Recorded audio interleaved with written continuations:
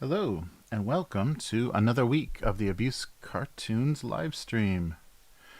Hey, G to G, how's it going? That's a lot of piano music. Yeah.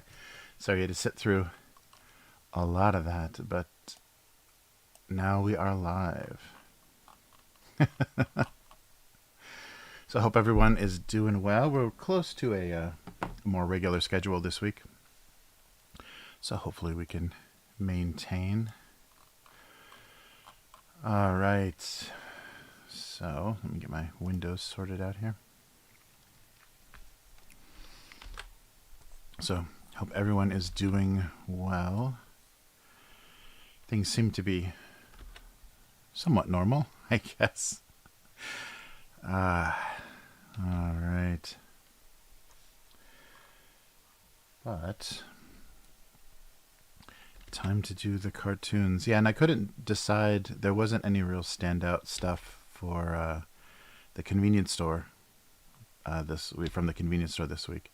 So I grabbed kind of a trio of things that look kind of interesting, but none of them like individually was so amazing. So it might be fun to just do 3 smaller things for a change. We'll see how that goes. I think I've got an okay mic placement. It's a little high this week, but it's out of my way. I'm usually reaching around it, so that's better. So let me know if I become difficult to hear because I moved the microphone in a weird spot. I've got to get rid of these giant thumbnails. All right, there we go. So, I signed up for uh, a trial account for Shudder, the kind of curated horror movie streaming service, and it looks pretty good. They do, similar to the other kind of smaller services, they do kind of thematic every month. They have a theme, and so they rotate through their collection. And of course, because it's Pride Month, they're doing like a queer horror collection. But there's just kind of a bunch of random things on there otherwise. And they do some original things as well. They're kind of like Netflix in the way that I think they maybe purchase the rights, the international rights to some foreign horror films. So the first thing I watched on there was called The Sadness. It was a Taiwanese horror film. It was kind of a zombie horror film, and pretty intense. It was... I'd heard a few people say good things about it, and it's very bloody. It's a real gore. It's a 10 on the gore meter. Hey, G to G. Just getting warmed up, trying to draw some, I don't know, blocks of cheese or styrofoam. I'm not sure what I'm doing yet. But The Sadness. So I think it might be something Shudder localized. They subtitled it. And it's just one of those typical, like, things. The day starts out kind of normal. Introduce some characters, and then things like quickly go downhill. But it also has a very, Corona pandemic feel, except, the symptoms are much worse. But it has the same kind of standard gag that, the people are actually worse than the zombies they become. Like, the actual people are the problem. But there's the train scene. The one main scene on the subway is pretty intense, and the hospital, kind of, they all get stuck. They all get holed up at a hospital at the end, and then they find out a little bit more about what's going on. But it was pretty well done. It felt very original, and because it's Taiwan, I don't think they have. There's no personal firearm, so it's all people attacking each other with whatever's available, knives and screwdrivers and just whatever kind of tools they can find. So that makes it a little more gory. But interesting makeup. That makeup was a little inconsistent. At first, you weren't quite sure like what the look of the zombies was, because some of them had like solid black contacts, like their whole eye was black, and some of them just had like weird makeup around their eyes. So that beginning was a little inconsistent. You didn't quite know like if there were levels or types of zombies or what was going on. And the gimmick, how there were 28 Days Later was kind of the rage zombies. It wasn't really zombies, it was just people in total rage. This is similar to that, where they're kind of fast zombies. And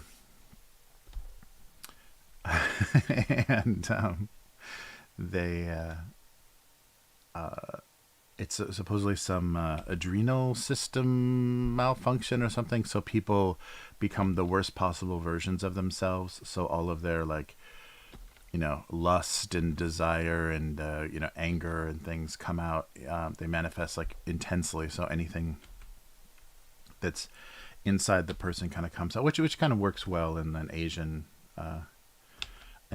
context, setting where people are trying to, there's a level of politeness and things that people will dream about rebelling against.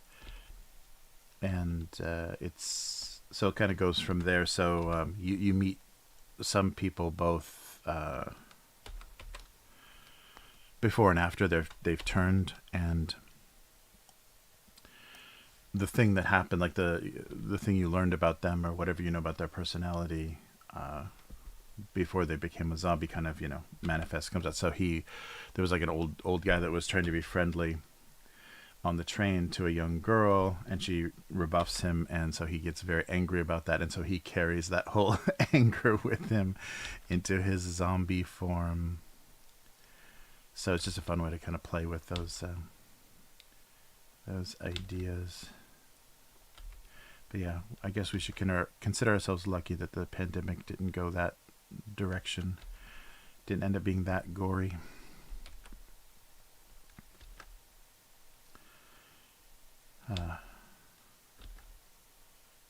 Yeah, it was good. It was the effects. A lot of the gore effects were great. Were really amazing. It's been a while since I've seen good practical effects. So there wasn't. I think it was all practical. There wasn't any like digital blood spray or anything. So it was real, visceral, practical stuff. So it worked well. All right.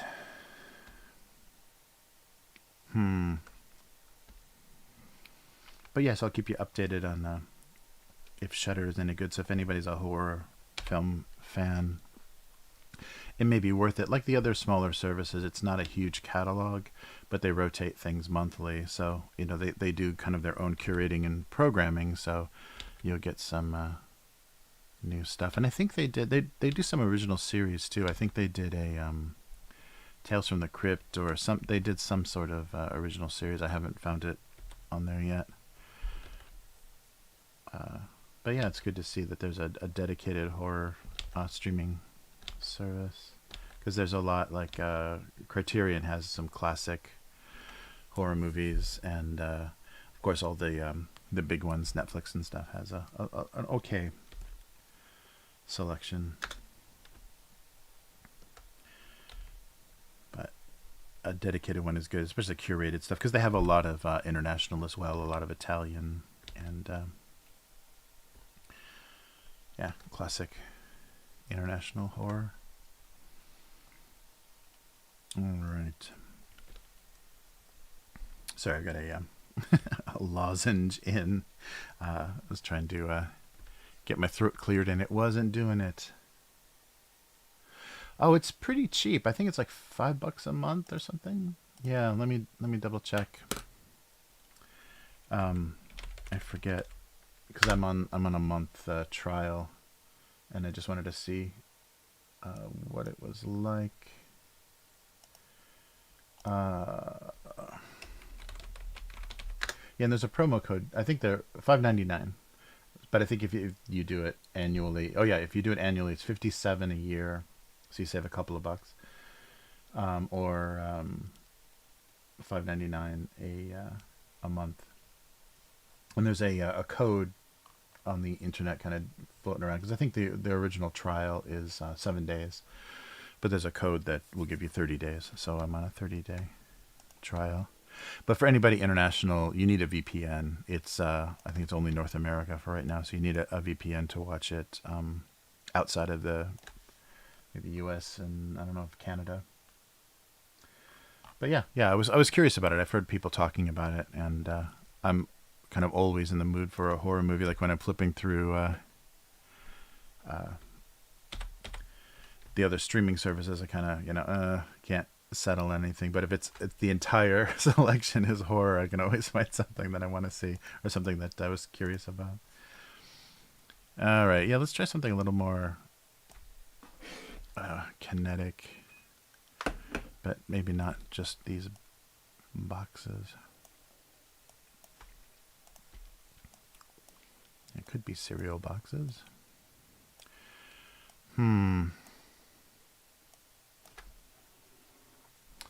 Yeah, so pretty reasonable. But like I said, it's not a huge catalog, but they always are changing it. Yeah, I hope, because I know there's a bunch of tiny stuff now. I hope they do some collaboration, and at least some of the bigger companies start to bundle streaming services together, so you get like multiple accounts, multiple accesses in one account, because and that would be a way to keep people subscribed, because a lot of people, like with Disney or some of the ones where they're just looking for some of the original programming, people come and go, or even Netflix. If you want to watch a new season of something, but then when it's done, you don't really want to stick around. People come and go, and bundling it would be a good way to keep your subscriber numbers up, and keep people attached if you gave them a little bit of a deal and it was in a bundle. And so if they canceled it, they'd have to cancel everything, and yeah, that would work, because these prices are getting silly. Not so much in Japan, but I heard Netflix keeps going up, and Amazon Prime is insanely expensive now.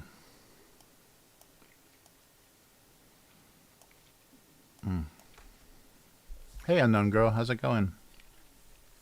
Yeah. I was happy about that, because always the selection is so random on the big streaming platforms like Netflix and Hulu and stuff. It's maybe close to Halloween or something, they've got a better selection. But yeah, Shudder's got everything, in every kind of genre, and classic old stuff, 60s and 70s stuff, and then it's a good foreign selection. But yeah, it's just not exhaustive. It's not everything. It's not all the Friday the 13th and all the Halloween movies. They rotate through stuff. So, and a lot of stuff that you probably wouldn't have been able to find or have access to, because they do, I think, a lot of the localizing, especially that Taiwanese movie.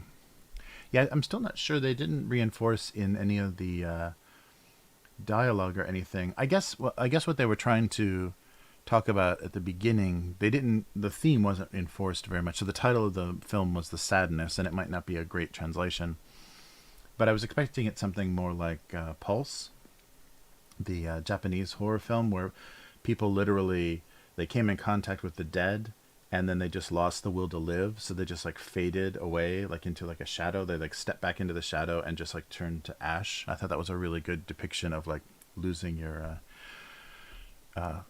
complete spirit or ability, or will to live.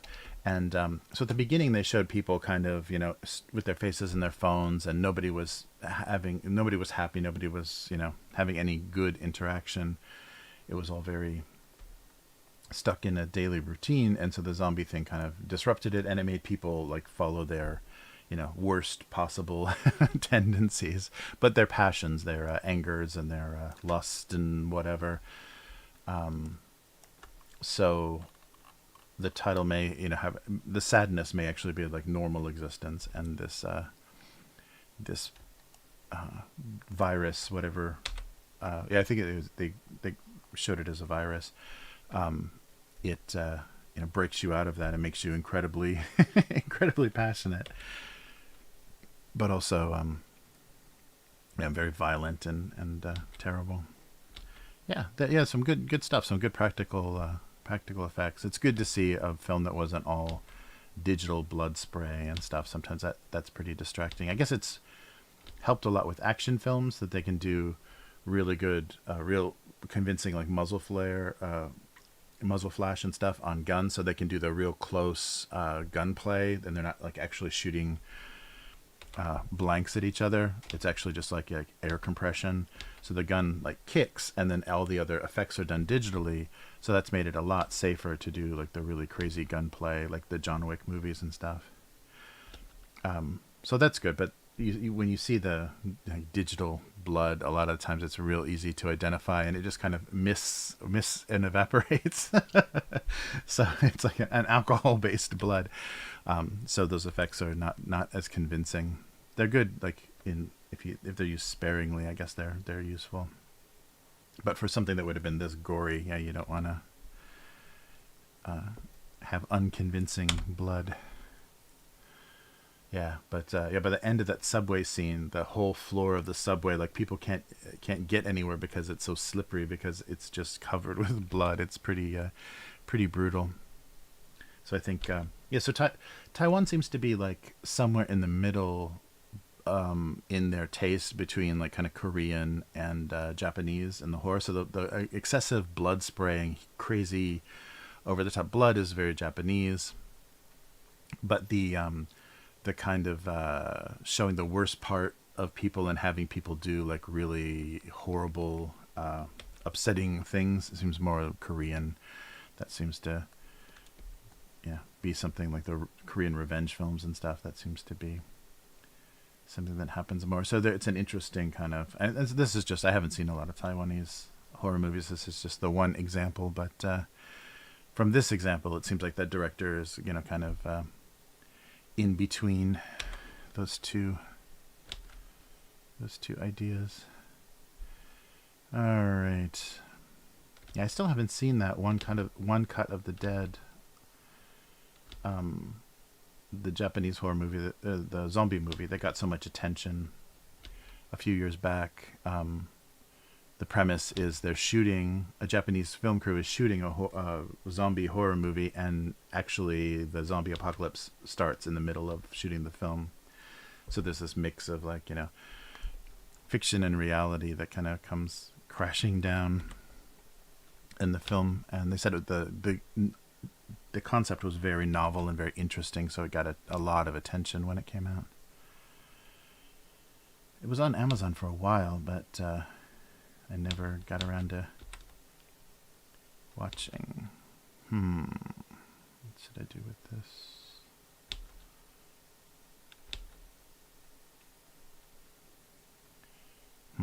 Something like that. That doesn't look very convincing. Nice.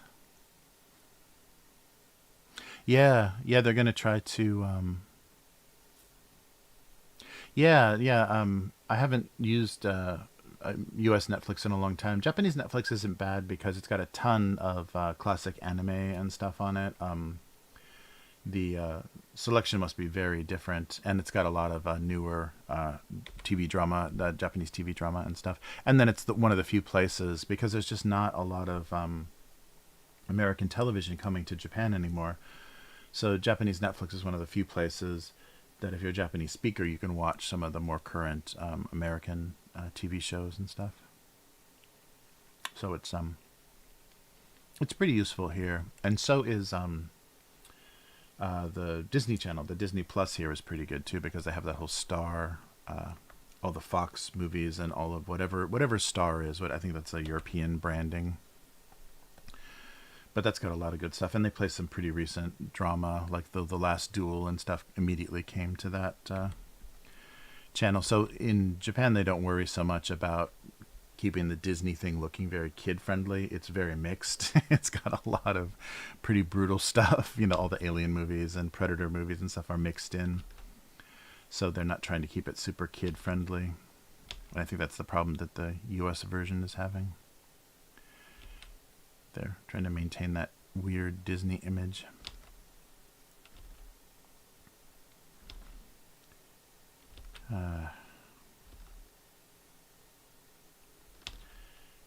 But yeah, I wonder, because Netflix is they keep threatening, because they're had their first dip in subscribers. They keep threatening to crack down on password sharing. So I'm curious how they're going to do that. They're probably just going to upset a lot of customers. So that's the thing that always happens is, when software companies go really hard towards the DRM, for games or software, or even like music and books and stuff, like the harder you try to enforce the, force customers, if they want your thing to have to pay for it, the more customers you potentially lose. And I don't think companies have really quite found that balance yet. Some of them have, but between like not worrying about people sharing it or copying it, and realizing that if people are spreading it around, something around for free, it's kind of a promotion for it. And a lot of people, especially like even the digital hoarders, they're also physical hoarders. So if they really like that movie, they'll probably get a physical copy of it. So that would be a sale that you wouldn't have had otherwise. So yeah, there's a balance there between, not looking so greedy and not trying to squeeze every penny out of the customers, and also, not losing so much money because your thing is just out there for free, so nobody ever thinks to pay for it. But there's got to be a balance there, and they also are really missing the opportunity for free market data, like free demographic. And I mean, if they would just cooperate with one of the, like, the peer-to-peer software people and try to at least get some relative sense of like what regions, and because you could just tell that from looking at the pages themselves, but what regions, what languages are interested in what kind of movies. There's all kinds of marketing data just out there for free based on what people are file sharing, and if they paid attention to that, that's a lot of free information that would help them in their international deal making and stuff. I don't know.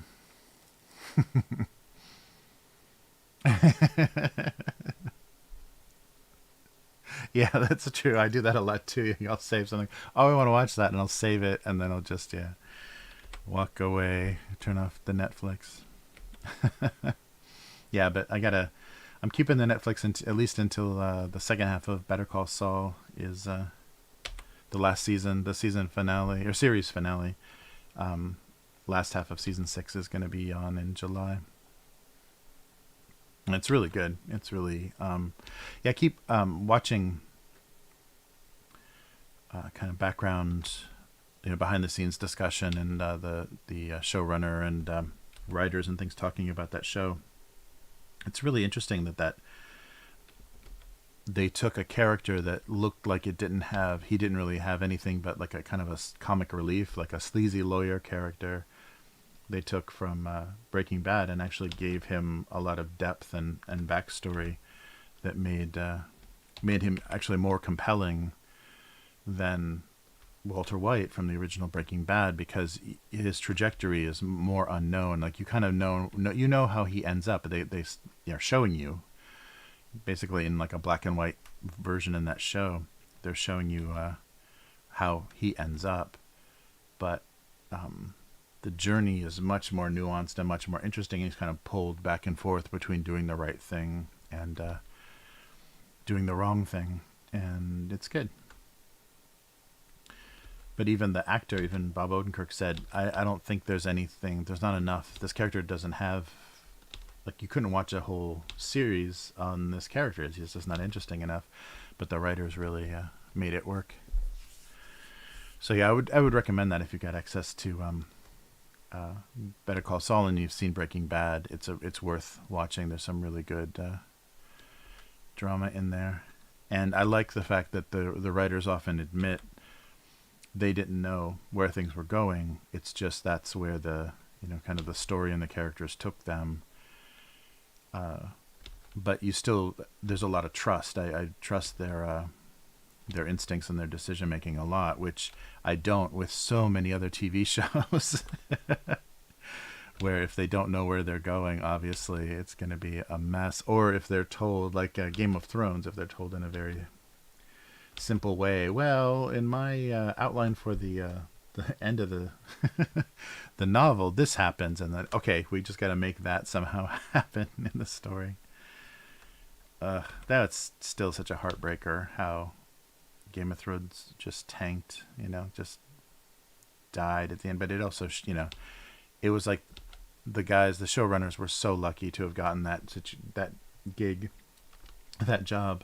And it was a great opportunity, but when the pressure was really on, they were already bored with it, and they didn't have the talent to actually finish it off. So they didn't even care.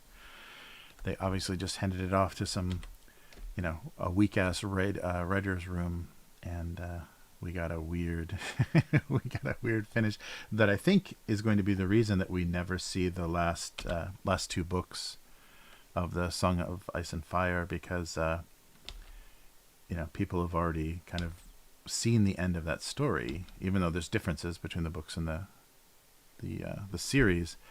They've seen the end of that story, so why go through that again, and why risk that same kind of disappointment? Because if those were the actual ideas, the not probably the final version, but if those were the ideas that the writer had that we saw on screen, then ugh, what a mess.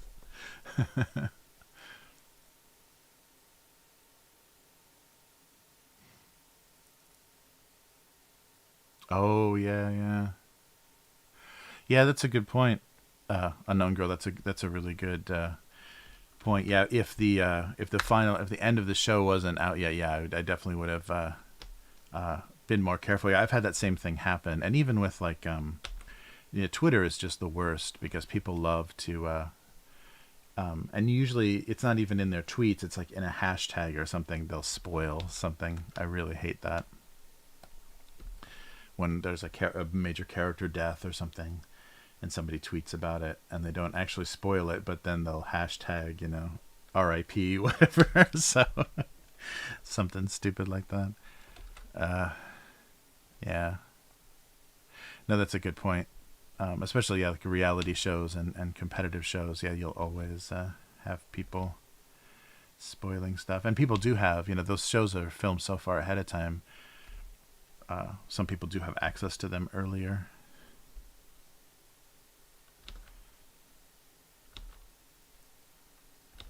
Yeah, I hate how they're still doing that, though. With the internet, they should calm down with the exclusive access to the premiere of some new show, because they know that just makes people, that just makes the internet want to steal it harder, because they hate that, privilege and exclusivity that, you try to give to whatever contest winners or people in the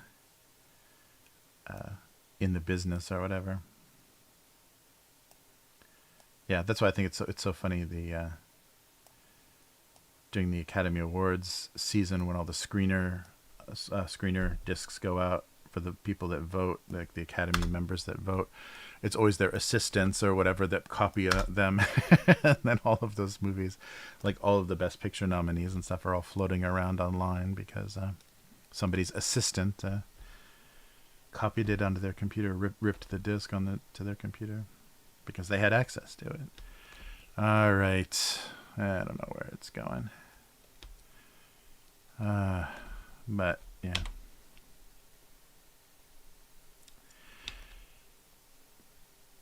Yeah, so I'm constantly looking for something. I really like the Criterion streaming. Is it called Criterion Channel? I really like the Criterion streaming, but there's so much foreign stuff on there that I usually put movies on like before bed or whatever, and you can't fall asleep and you can't like comfortably like half watch a foreign film because you got to read it. So that's a problem too with a lot of the foreign television shows on streaming, is you can't work and have them on in the background and even think about being able to follow the story. So a little bit more of a commitment. Yeah, and there's shows that I just never finished because I just can't. I need something to be on when I'm working, so when I hear like a musical sting or something, then I'll look up at the screen. Otherwise, I'm just listening to it. Yeah, we'll see if I find a good balance. But yeah, sometimes that's the bad thing about Criterion, is there's a lot of stuff I want to watch, but so much of it's French and Italian, and it's just like I can't read that in bed and feel ever feel like I'm gonna go to sleep. Okay.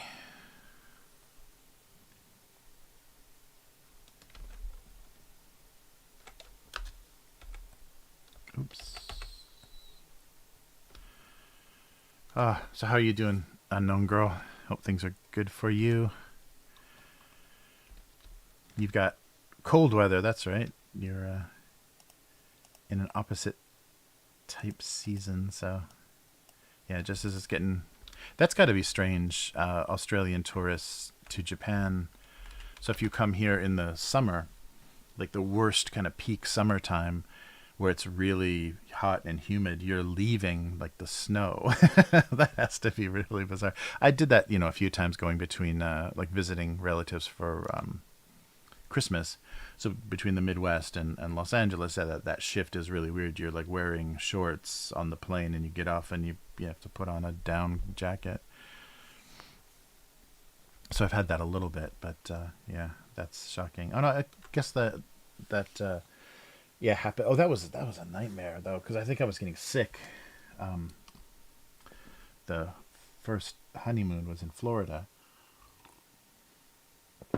and I think I was getting sick because it was winter. Up where we had the wedding in New England, and came down. My ears were plugged from like starting to get a cold or something. So they didn't pop on the plane, and it wasn't a long flight. So the air pressure like plugged my ears. They hurt the whole time. We landed in Florida. My ears never cleared. I could barely hear the whole time, and it was just like wet, hot, miserable weather. So that combination of like no hearing, and horrible humidity was really bizarre. That was a terrible first day. Yeah, I wonder what it's like to have an actual honeymoon. Like, have it be like the first time you've ever. Well, I keep screwing this up here. Have it be the first time you've actually, spent time alone together and stuff, like a very traditional honeymoon. That has to be bizarre. And that's when you realize what a mistake you made, or how hard the work is going to be. Yeah, something. And maybe a spoon. I'm sure so few people have that experience anymore. It's just arranged marriages and very religiously devout people that experience that. So they still have, kind of an arranged marriage. Like you can go to like professional matchmakers and things, and in some of the more countryside, there still are people that will try to introduce the eligible single young people in a neighborhood. So it still exists, not to the extent of like India or other cultures, but it still kind of exists here. And the funny thing is, I mean, there's much less divorce in Japan, but the funny thing they say is that arranged marriages work really well because you don't start out expecting it to be amazing. Like you start out like it's a job, and you're going to do this job together. So it's kind of like falling in love with a coworker, as opposed to like a high school classmate or something. You go into it with a lot different, with a much different attitude, and you work at it a bit harder, and you don't expect so much. So it tends to last because you're not, always saying, "Where's the romance? Where's the passion?" Because it didn't start out like that. Yeah, so I'm always surprised when I hear people say that, because it sounds like torture, and in a lot of cases it could be, what your family thinks is a good choice for you, like an insurance salesman or an accountant or something. Sounds like a nightmare to have to deal with for the rest of your life. But if you're the same generation and same culture, I think that helps a lot. There's not going to be huge differences. That's because that's the thing they always talk about. Like my parents, and especially grandparents' generation, is like, oh, you have to be the same religion or else it's not going to work. And they act like that's such an insurmountable difference. And I guess for some families, they're never going to treat you well, so it will be a very difficult difference. But not so much anymore.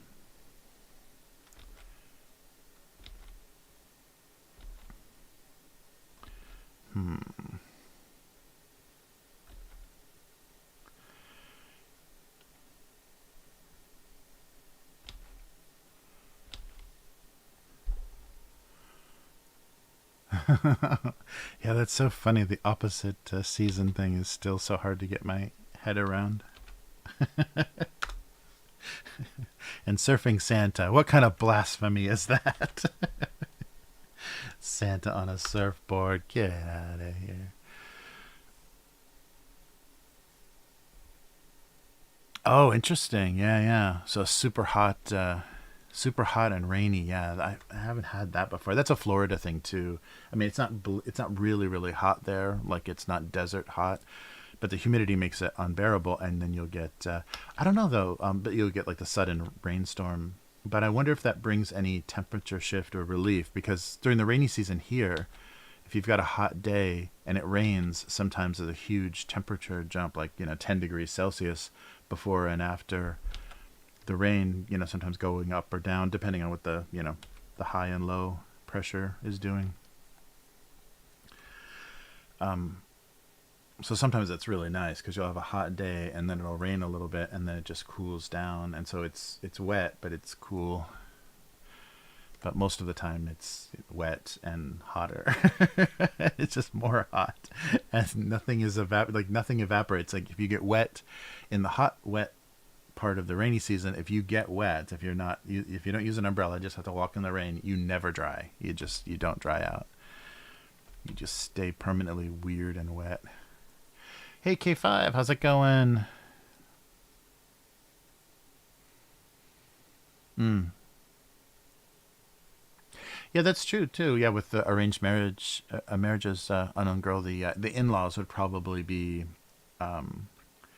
more, tolerable, or there'd be something. It wouldn't be so adversarial.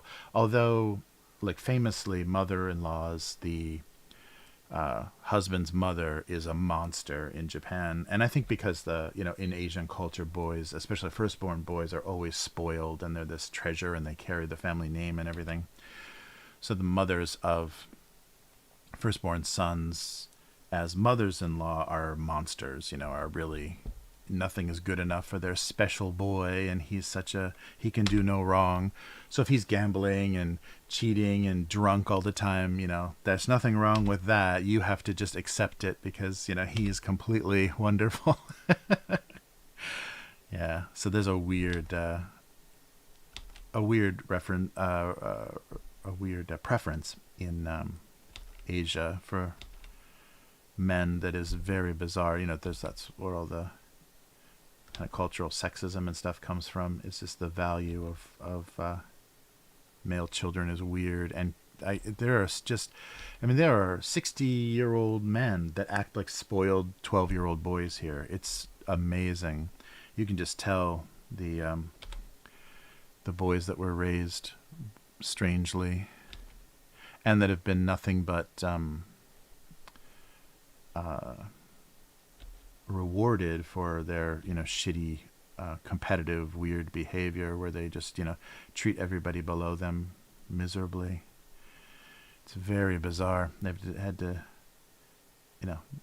witness some of that on trains and stuff, like not old guys, middle-aged guys, like shoving old women out of the way to get a mosquito, must be summer, shoving old women out of the way so they can get a seat on the train. It's amazing. In handicapped seats. Like I've actually seen guys push old women out of the way to sit down in a handicapped seat because there's no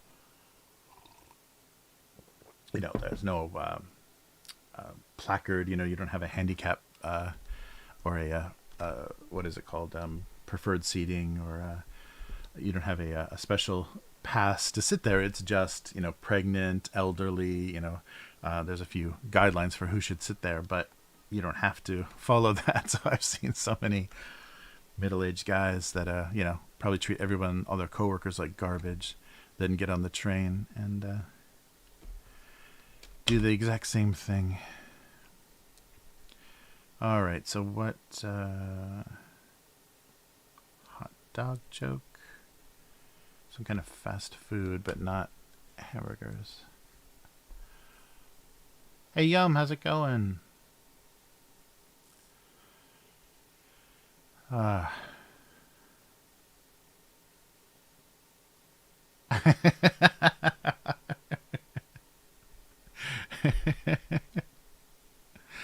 Nice. Yeah, it's very, very funny. Yeah, but you can just tell the monsters that some mothers make of their sons.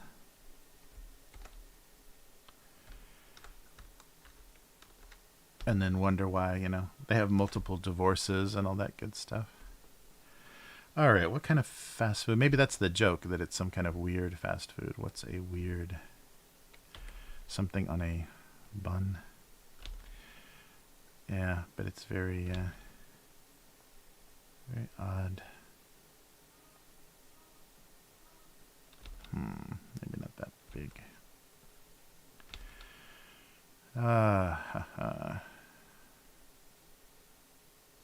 Oh, there was a strange thing that kind of rattled some mothers. Oops, the same layer of young students in Japan on the, I think it was the Osaka City, or at least the school board district website. Some weirdo posted a message that June 6th, so Monday, yesterday, June 6th, any elementary school or kindergarten kids that are found walking alone will be taken by me, like will be kidnapped by the poster of this message as some sort of weird punishment or whatever. So yeah, somebody anonymously published some threat that they were going to kidnap any kids that are alone only on this, only on Monday the 6th. So a lot of the parents were nervously chatting about that in their Facebook groups and Line groups and stuff. It was very bizarre. So I wonder if anything happened, or I wonder if they actually found out who this idiot was. I mean, there's a lot of like extreme weirdos on Japanese internet too. I mean, some real weird antisocial people that, they're it's there's no basements here, so they don't live in their parents' basements, but they live in their parents' extra rooms, and just never see the light of day, and just get weird and antisocial, and so they threaten a lot of weird stuff, and get obsessed with little kids and stuff. It's pretty disgusting. Okay, so what's in this weird fast food?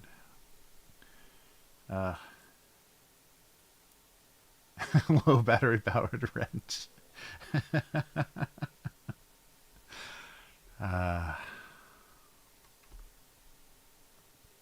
Oh, I saw that John and Sophia are in Thailand. I saw the Hyphonic stream. It was a IRL Thailand thing.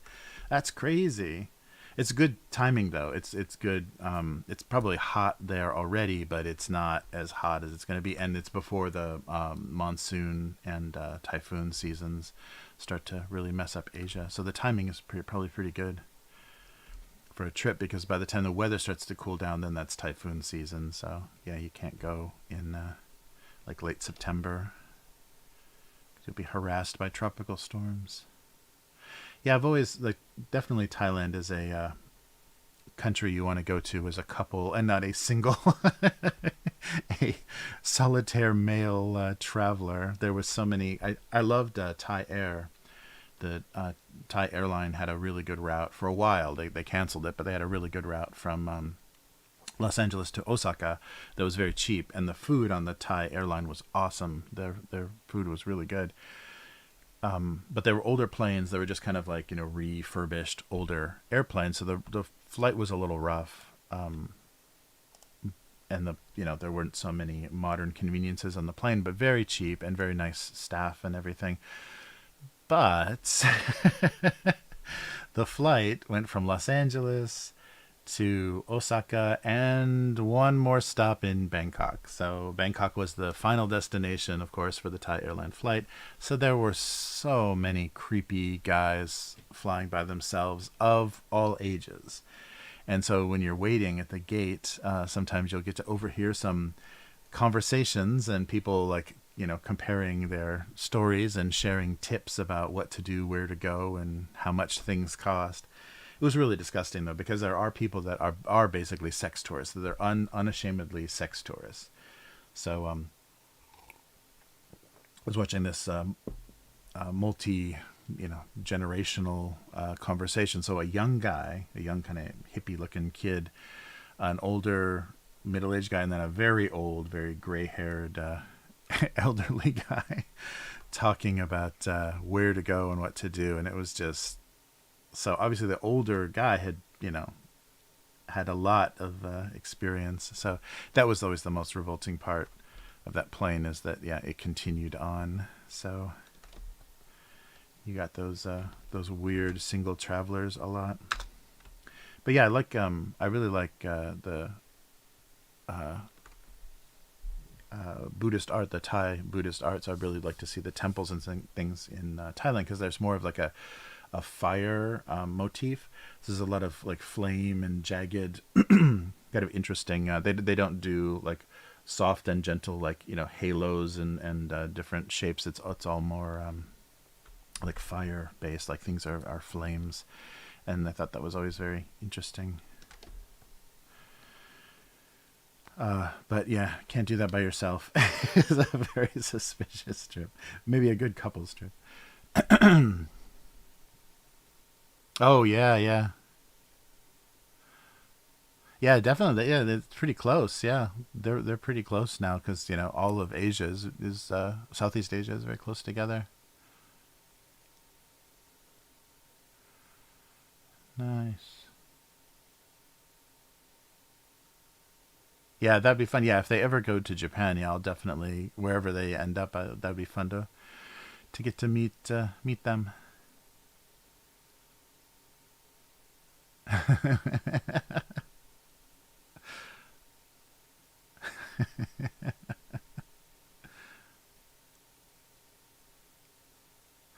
I saw the one that I saw most of was they're walking around a market mostly.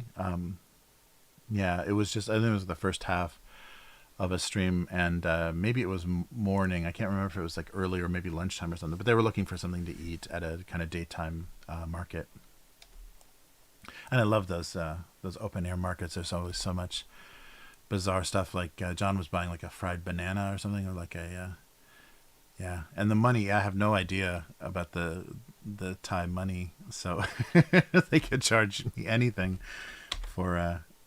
I have no idea the conversion and the units, but I've heard it's pretty. Both Vietnam and Thailand are pretty affordable. It works out well.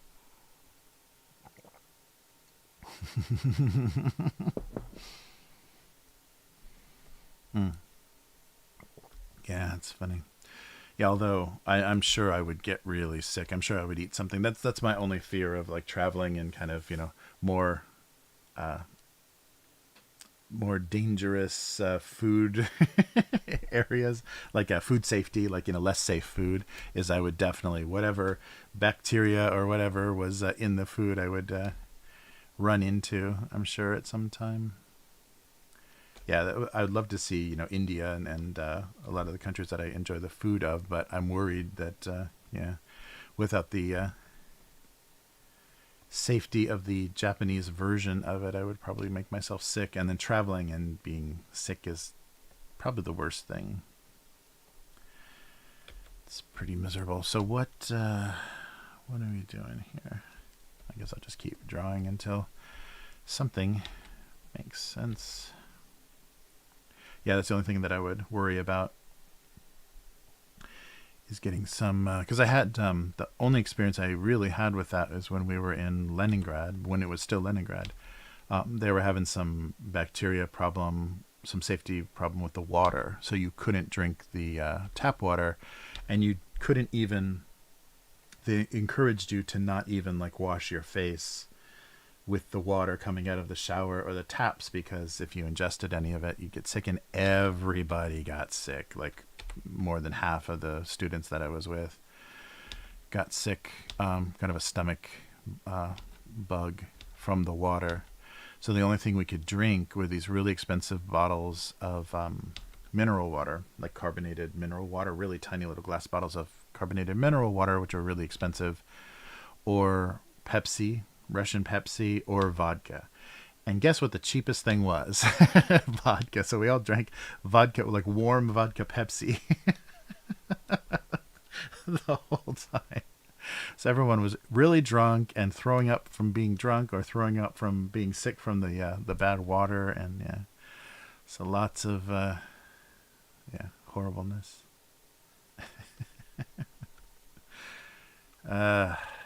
Yeah, but that's the only experience I've had with weird. Luckily, I didn't get because I didn't. I used the mineral water on my toothbrush and everything. I didn't risk any of it.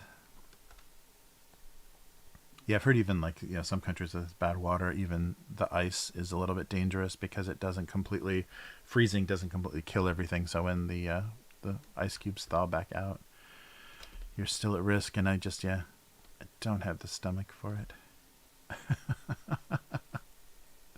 But yeah, that was the funniest thing, and I still have. I brought back one of the Russian, the Pepsi logo in Cyrillic. I brought back one of the Russian Pepsi bottles. But yeah, that was we went at a really weird time though. It was like I think late January or something. So it was just bleak, gray, snow everywhere, and freezing cold. Yeah, so we didn't get a good impression of Russia because it was very winter time. But we went to the Hermitage, the amazing museum with all the French modernist and I think some impressionist paintings and things. So there was some really cool stuff in the Winter Palace and stuff we saw, but yeah, it was just ugly. There was no way to enjoy being outside. All right. What else? Vodka. Yes, very cheap vodka. Ugh.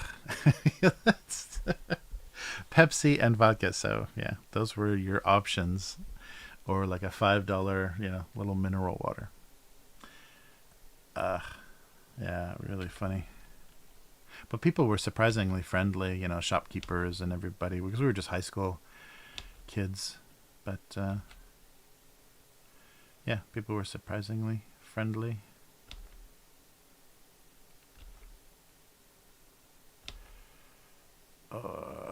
From what I can remember, God, that's so long ago now. That's sick. I can't believe I have memories that are from that long ago. You'd think they would just expire at a certain point.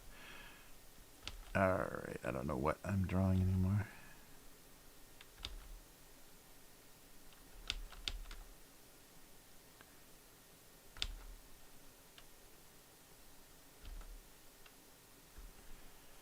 Alright. Hey Matt, how's it going? Good to see you. Keeping you up late as usual. Alright. Yeah, I just got to finish. I've got a video, the Chronopia video that I want to finish this week, and then I can get to doing some drawing. So Matt and I are gonna collaborate again on a Twilight 2000 supplement. So I was happy that you sent me that. That was great. That's very fun. I love coming up with the images of the what things look like. All right, now let's see here. So this would be a lot bigger, I guess. Or not that much bigger.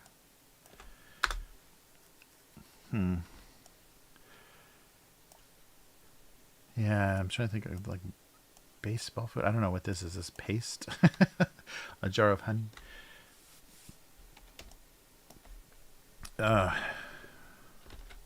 Yeah.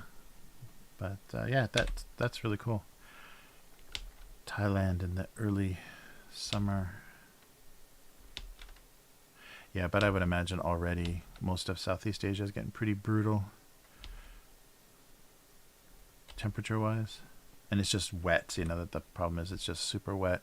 Yeah, I think that's a strange thing about like Korea and China, like the Chinese continent, is they've got areas like they get really cold, bitter winters and really hot, humid summers. Like there's a huge range of difficult weather there. So we get really mild winters here, but the summers can get a little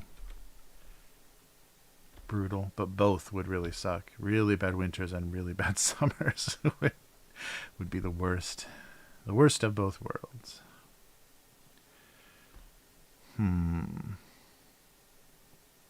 Ah, Grey Poupon. There we go. Yeah, that's right. It does look like fancy French mustard. Oh, there we go. Yeah, you already gave me. Yeah, that's a good. We can have mustard snobbery. Mm. Oh, that's a good idea. So this is. We can just have some some witnesses to the. Put this up here.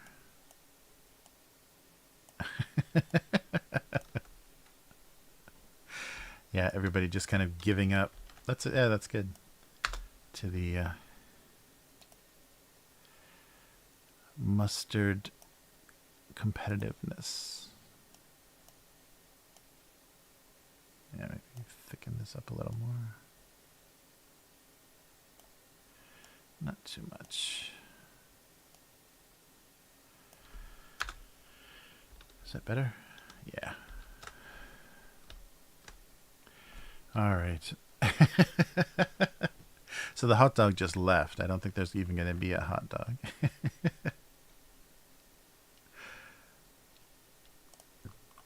He just left. Oh, sorry. There we go.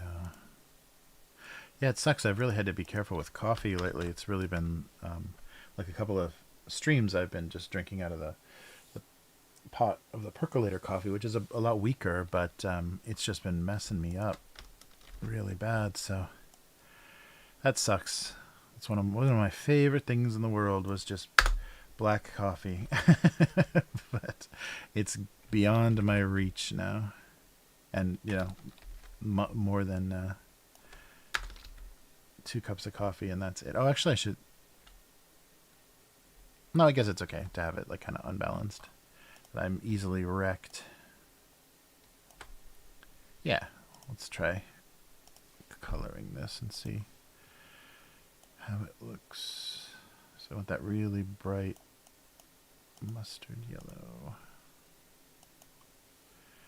And then, yeah, kind of that brownish white wine mustardy. Look. All right.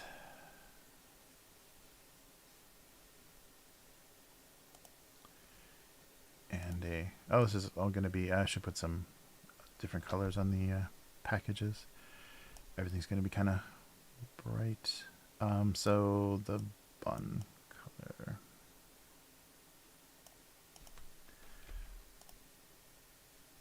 A little less fleshy, maybe. There we go.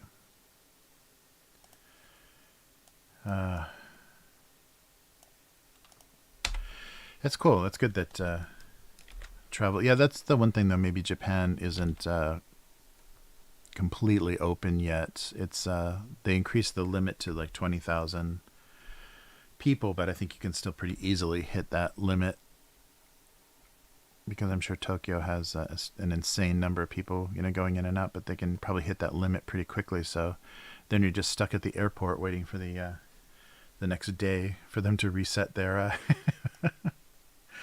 their number of visitors. I guess they can kind of figure that out from let's do red first. From who's expected on the planes. And yeah, I'll do that some kind of blue.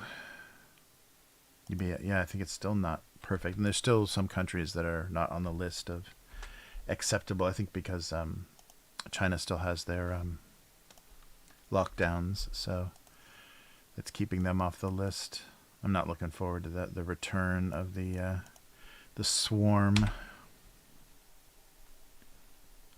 There are just so many Chinese people. That's the funny thing about people talking about anything related to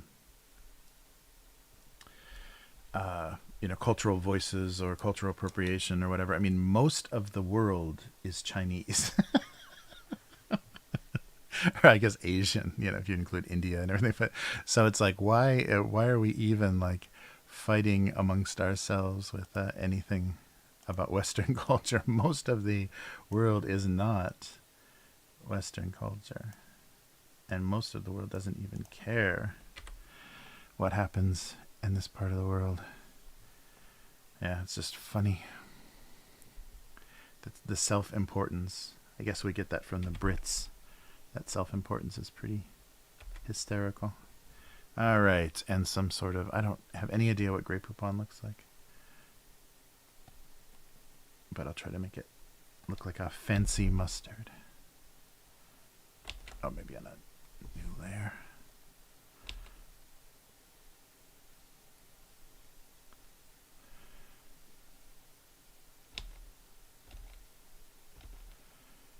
All right.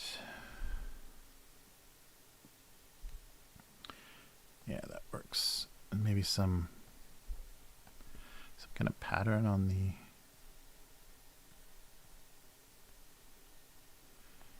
like this. Yeah, maybe. Yeah, something a little more interesting.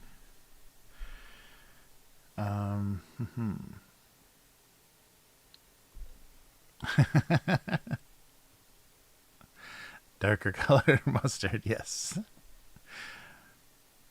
The mustard rivalry. Actually, this plastic could be actually a little more gray. Yeah, there. And that cup can be its own color too. Should I do... what are we missing here?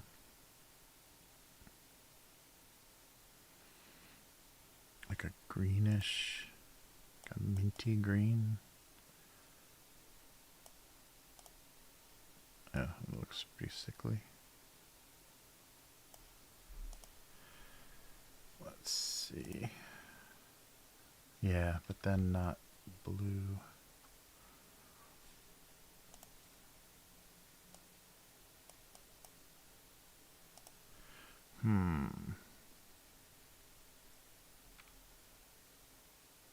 Still the weenie. The weenie left. Oh yeah, great. Yeah. Yeah, that's true. That the white wine mustard is very gray, isn't it? Where'd that weenie go? All right. The weenie didn't want to get involved. Yeah, so a little more like desaturated. Yeah. You're right. Oh, it's maybe a little too dark. A little that, but less. Yeah, a little bit more. Did that look different? Dave has a question about the stream. Oh, hey Dave, how's it going? Sorry, I missed it. Oh, hey. Your elementary school lunch, nice. Yeah, I'm trying to do some sort of takeout food. Did you have fancy French mustard at school? Nice.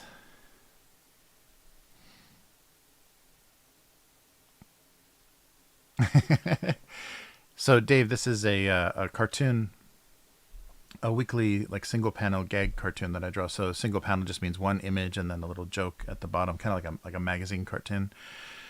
And yeah, I've been drawing this for a long time, and this stream helps me just kind of like pick a day and get it done, as opposed to like, you know, doing them in big clusters. So it's a more enjoyable, gradual process. And yeah.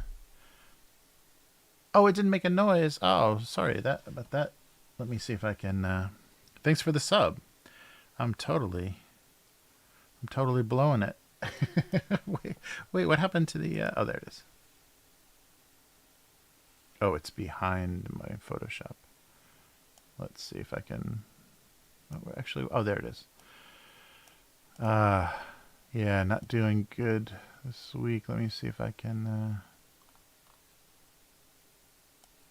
what's up with Streamlabs? Let's try this again, see if I can get the... There we go. Dave Harvey, thank you so much for the sub.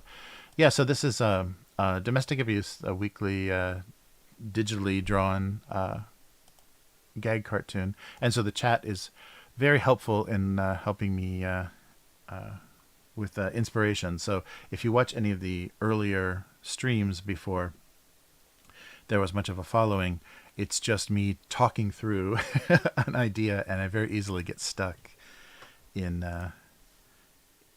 in a loop and don't really can't really get anywhere. So it's fun to have people reacting to things and getting people's input, like what when I'm drawing something, like what it looks like, because the whole kind of the joke of the cartoon, or the whole premise, is that these are little dramatic events happening with inanimate objects, kind of playing out, their proxies, or kind of filling in for the absent human counterparts. So just disappointment and jealousy and general unhappiness is is the theme. And yeah, it's just funny because it's very inconsequential when it's inanimate objects. It's very meaningless, and it is also our little like struggles and conflicts and stuff in our life are pretty meaningless too, but we just don't see it that way. So I like that, the joke of the scale of things, kind of like how kids are things are so important and so dramatic, and this will never happen again, and this is my only chance, and everything that happens in a kid's life, or even a teen's life, is just so important and so dramatic, and it actually doesn't mean a heck of a lot overall. So that's the kind of joke of the scale of this cartoon. So thanks for subscribing, and thank you, chat, for catching everything. It's not working on my stream.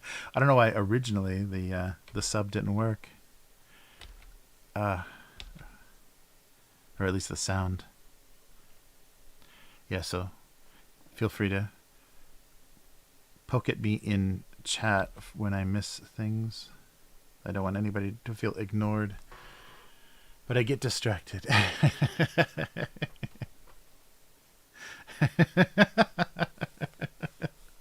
A sausage party. It wasn't a sausage party. It was more of a mustard showdown, right? Mustard rivalry. So the only thing that gives away that these aren't just objects is the little eyes. So everything has little these little dead eyes that give away a little bit of kind of what's going on. And sometimes there's mouths, usually frowning, that kind of give away the interaction, or like what the focus of things is. And so between the text of the cartoon and the image, hopefully something is funny and makes sense, or both. And there's definitely a lot of nonsense.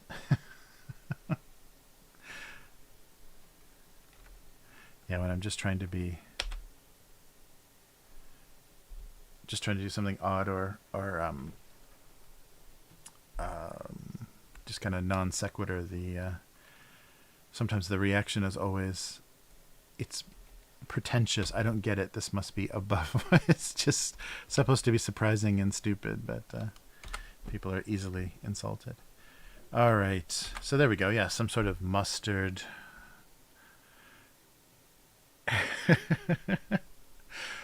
Ruined the sausage party.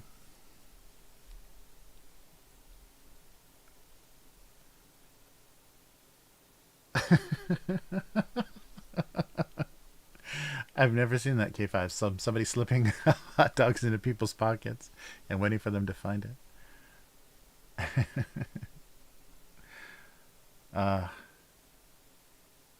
Oh, that's right. Yeah, the fork.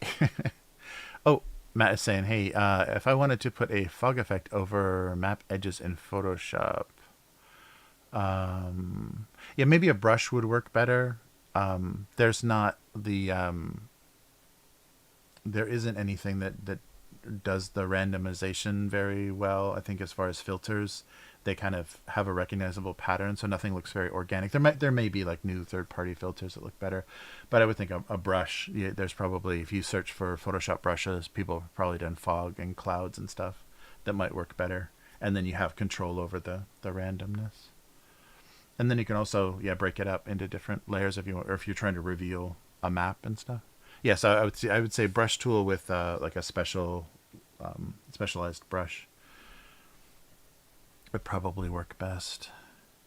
Yeah, because any of the filters are they're especially the default stuff in Photoshop is still pretty lousy. All right, some mustard competition.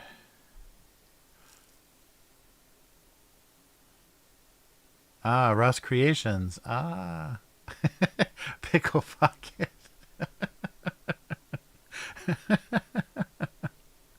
Nice. Cool. I'll take a look.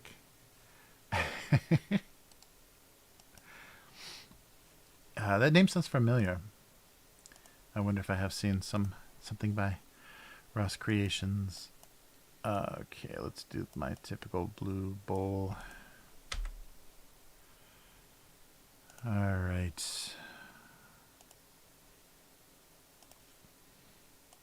And maybe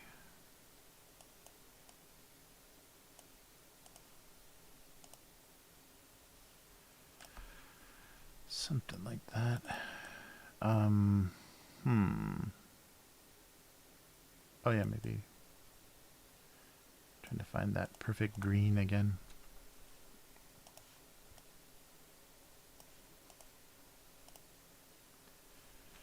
And then, yeah, like a yellowish.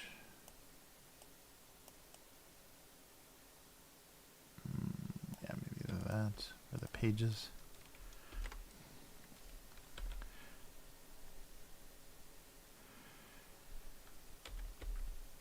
There we go.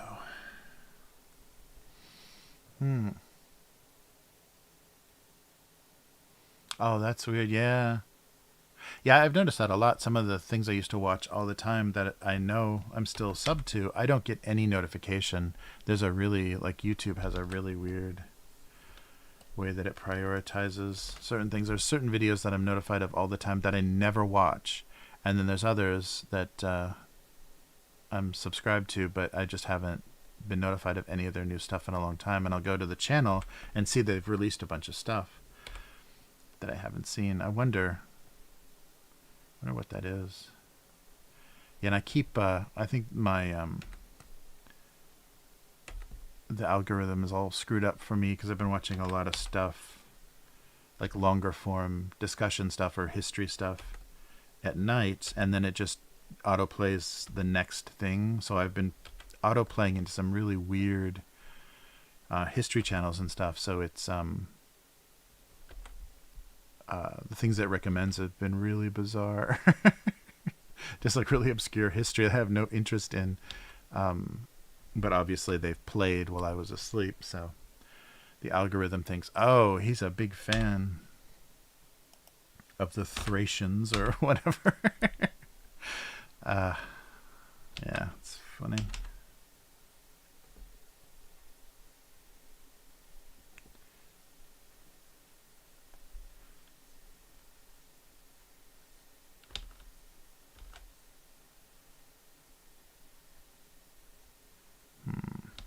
Maybe just this edge. All right.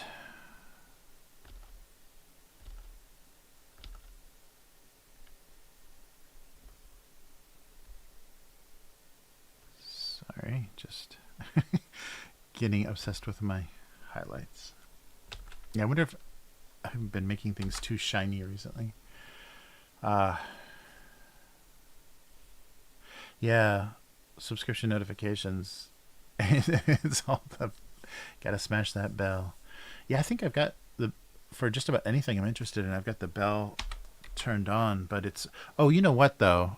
I think the problem might be, oops, is I watch the version of the YouTube app that I watch mostly. I'm logged into it with my current account, but it's super out of date, and I can't. My iPad is so old that I can't update to the newest iOS, so I can't update YouTube. Jeez, I can't update the YouTube app. So I think it's really screwing things up because it's giving a lot of it's getting a lot of confused information, and maybe the older app doesn't. It works differently. But when I subscribe to something on that, I can't click the bell because it wants me to enable notifications for the iPad, which I don't want to turn anything on because I don't want to making all kinds of noise at night. And also, it then asks for me to update it if I want to use notifications. We would like you to update this, and it's like I can't update it. I'm just glad it hasn't cut me off. It hasn't completely blocked YouTube, saying it's too old. But yeah, I'm in a weird situation because of that. So I think that's what screwed up some of my notifications. Is some of them, yeah, I can't be notified because the weird app I'm using. That's something they never planned for. Is somebody defiantly not updating. I'm just I shouldn't say anything. I'll curse myself, but I'm just happy that an Apple device has worked so long. Usually they just stop. But I've had a few scares with this iPad. It's stopped charging and things. All right.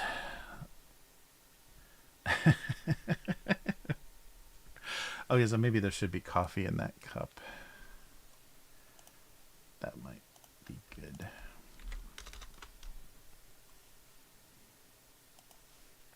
Yeah, there's definitely going to be those things that come up where, just like the, Y2K, they just never accounted for, a 4-digit year in certain software. So there's going to be all kinds of things like that pop up. That, well, yeah, we didn't expect any phone to actually last that long, to still be working at this, by this year.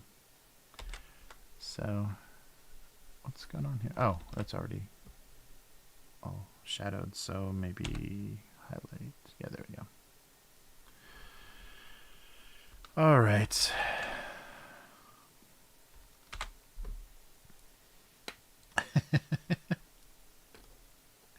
All right, I don't know, something like that. Oh, nice! Wow. Yeah, I think the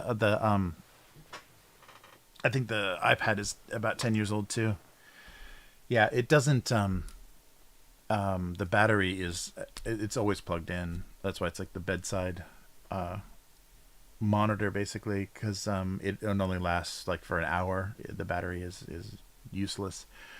So it has to be plugged in. But other than that, it functions okay. Yeah, it's got a on the screen, because I had the case on the iPad for a while with it had a magnetic closure on it, and I got a paper clip in my bag, and it stuck to the closure and then sat all day rubbing rubbing on the screen on the inside of the case. So there's a really deep gouge in the screen, in that unbreakable Gorilla Glass on that iPad. So it became kind of not so much fun to use. So it was retired to the streaming device bedside. But yeah, it just keeps on going.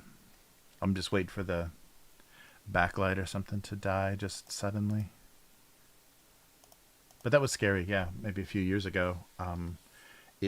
The battery doesn't last very long anymore, and it wouldn't take a charge. So I was worried I had an hour left of actual life, and then this iPad was just completely gone. But somehow it started working again. I just had to restart it a bunch of times, and it started charging again. I love how controlled the power is, the battery power and charging by the software. That makes so much sense. All right. It's not a mechanical thing. Yeah, right. Yeah, that's it. Yeah, I'm sure. I'm sure if I like my old little Sony Ericsson candy bar phone that I had in the like late '90s, I'm sure that thing still works perfectly. I don't know if there's a network it can connect to, but that thing probably still works perfectly. But I've had so many other phones that are just bricked that just die. Yeah, it's so stupid.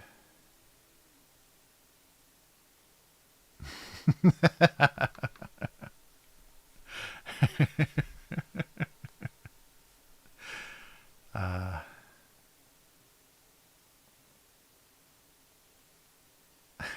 yeah, I wonder what you're talking about. John's YouTube. Yeah, I wonder what the algorithm thinks of that. Yeah, it's so bizarre. All right. Okay, so let's do the comments. Let's see how people reacted to the the fork joke. Oh, and I think it's gonna be. Oh wait, it just went out, so we're gonna have to wait one more week for the fork joke because it just yeah, it just went out like a minute ago. So nobody has opened it yet in their email.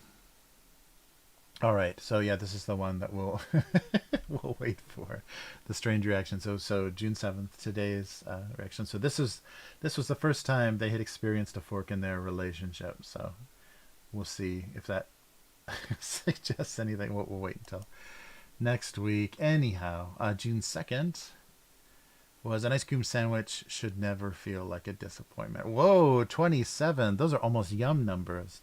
I'm getting there. Or Sedona. Yeah, was it Sedona's Christmas? I think it was Sedona's Christmas cartoons that were like crazy, but Yum also does better than me. Okay, almost everybody does better than me. Likewise. A mint one, please. Oh, mint ice cream sandwich. Wow. Yeah, it's a tiny scale on that cartoon. All right, and did we do the one before? So the 31st. Oh yeah, the candy bars. Yes.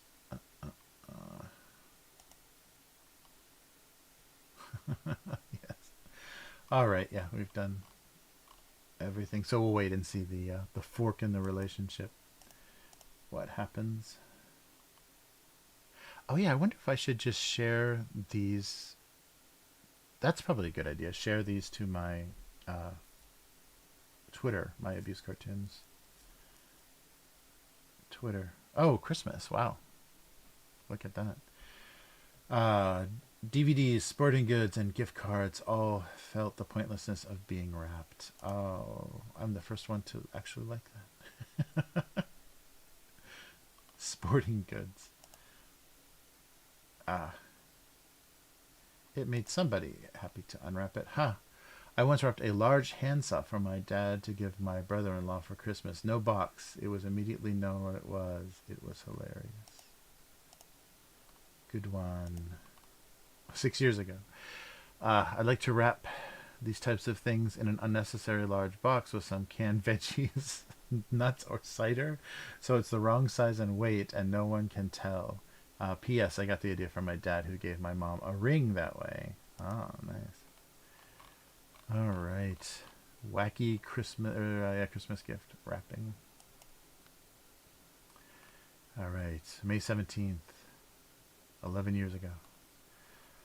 She thought of him as trendy and arrogant, but not smart. Oh, yeah, this was the, 2011. That was actually the beginning of the smartphone. That's depressing. Yes, because what was it, 2010, 2008? The first iPhone was late 2000s, early teens. LOL, thank you, Trisha. 11 years ago, thank you. Yeah, the smartphone's taking over. Well, I'm glad. I will help your ego anytime, Yum. You're very clever and full of Good, good innuendo. Uh, all right. Yeah, one more week on the the fork joke. Oh, this is an old one. That's definitely an old Sharpie drawing. How he ended up full of warm green beer and cigarette butts was anybody's guess. Oh, it was January. Yeah, so I guess it wasn't St. Patrick's Day. Yeah, I don't know why I released a St. Patrick's Day joke in January. Nice. Oh, actually, it may have been because of the yeah, the renumbering. Cheese on top. Cheese on a slice of pie was a misunderstood art. A wedge of cheese, maybe. Yeah, what that must be. That's like a Midwestern thing, right? Where they've got all the cheese is like a slice of like that thin slice of cheese melted on like apple pie. Uh, cheese on pie. Too much cheese on pie. All right. Yeah, the style. Oh, there. Ooh, there we go. Look at that. So that's some early digital stuff I could do. Yeah, I definitely played around a lot more with weird color effects and stuff. So the ice, making the ice transparent. For the donated kidney. The kidney wondered if being traded for an iPad was a victory for form over function. Ah, that's depressing. Yeah, I think there was like a news story because I was already in I was already in Japan at that point, and there was a news story about a kid in Southeast Asia, like Thailand or Vietnam or something, that donated a kidney that he didn't donate. He sold a kidney so he could buy an iPad. It's like, dude, that thing is not going to last very long, and your kidney would have lasted your whole life probably. But who knows? That was also the days of clickbait, nonsense. So it may not have been true, but it inspired this cartoon. A disgusting a kidney on. That's funny. Sometimes profanity in the cartoon I have to edit, but a big bloody puddle with a kidney in it sitting on ice I didn't have to edit. So violence is totally acceptable. Okay, last one. That's right. I think we've already seen this one. He usually spent Christmas as a low effort holiday decoration. A little whiteboard. Oh yeah, you're right though. I do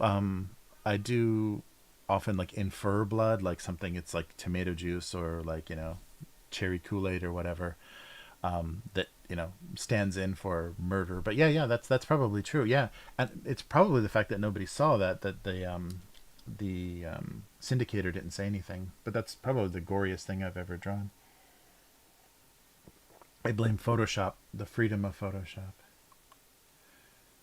Uh, yeah, that's true because I usually play around with the joke of like it looks like a murder scene or something, but it's just tomato sauce or something. But yeah, that's probably the first one. But it was just I just used a sheep. It was just a sheep kidney standing in for. Yeah, I guess I thought that joke was worth the gore. But nobody complained, so somebody will find it someday. All right, let's do one we haven't seen yet, if that's possible. Yes. Oh, look at my digital fire. Yeah, so here's a marker drawing, and obviously like lopsided marker drawing, and then some Photoshop fire.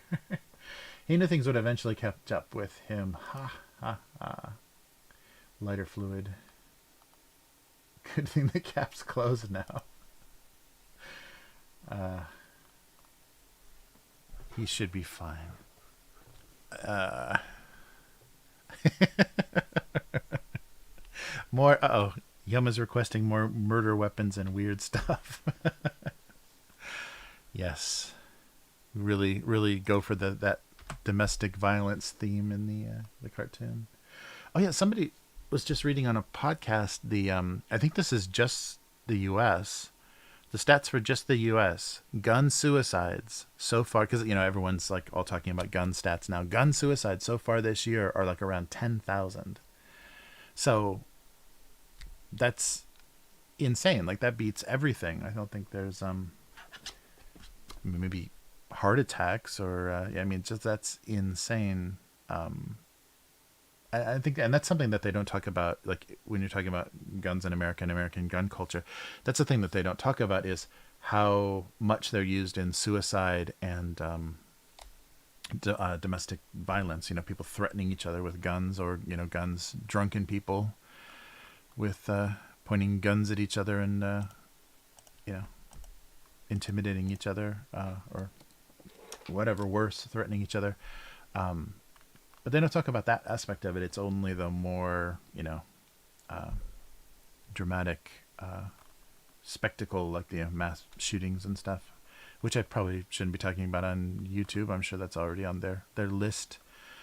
But that's it's a very funny thing. There was somebody that did a series, or maybe it was just they collected a series of police photos, and the title of the article was like the still beauty of the rural suicide. So it's common enough that once people get older, living in the countryside, don't have much interaction with people, you get old, you get sick, you know you're never going to feel good again. You don't have enough money to pay for whatever treatment for whatever is killing you. So you just sit outside your house and get your 22 and just put it in your, put it against your temple, and you're sitting in the chair, basically, not moving. And if you don't slump over, you're just sitting in your chair, enjoying the view of your land for a long time until, somebody says, "Hey, wait, he's been sitting out there for 3 days," and somebody, investigates the situation. But there was a series of photos, so it's common enough that there are enough photos that somebody did a collection of these photos of people that had committed suicide sitting outside in front of their house, because they wanted to decide how they were going to go out, and they weren't going to go through what it looked like their life was going to turn into. And so it just looks like they're just peacefully sleeping, or peacefully sitting out there enjoying the view. Enjoying their property. But I think that's something that people don't talk about very much. Sorry to get so dark. I guess that kidney sent me spiraling. But that's something, that they don't. We would have a lot more, subway jumpers and stuff like that, like they have in Japan, without firearms, because I'm sure we have a lot more suicide than we're even, capable of talking about. That's weird stuff. All right, things are starting next week. Things are getting weird. No more breakfast cereal and that's funny. But it's fun to hide some weird stuff in this cartoon. Although the Go Comics comment crowd, I think will ignore it, but it'll be fun. It'll make a much more fun stream. Come up with some weird stuff. All right. So, okay, let's head back and try the writing part. Breakfast blood. All right. Yeah, so something about a mustard conflict or a mustard showdown.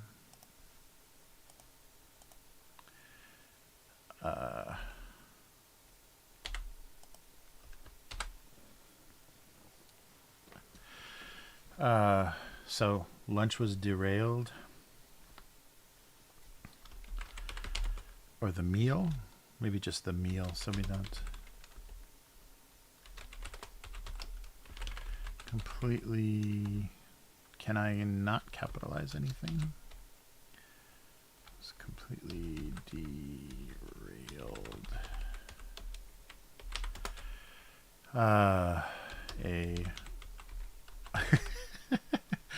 A mustard pissing contest? What do you call a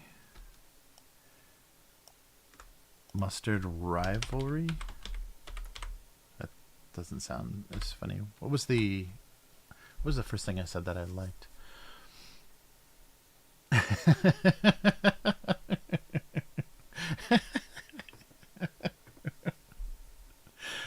Nice. Suicidal breakfast. have a feeling weird stuff is going to be coming. Weird inspiration will be coming from the chat. All right. The what meal was completely...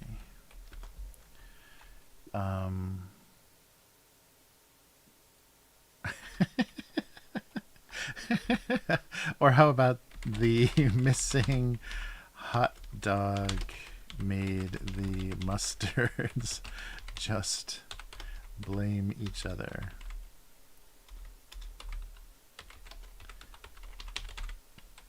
Two words? I think it's always two words, isn't it?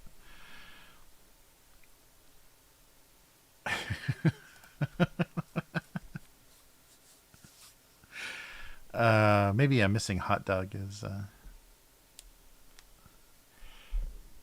better idea. I don't know. That's another one of those nonsense. To like the mustard's French cousin. Yeah, oh yeah, and this I just liked the composition. I wasn't sure what was actually going on. So something about breakfast being more literary, or refusal to reading at breakfast. Oh my. Yeah, the French cousin. Yeah, hopefully that reads as the right kind of mustard. I should look at an actual example. Yeah, like the relatives. Yeah, foreign relatives were always an embarrassment.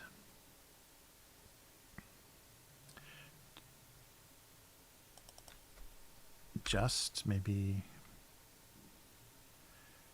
the missing hot dog only made the mustards blame each other. Maybe only made the mustards blame each other.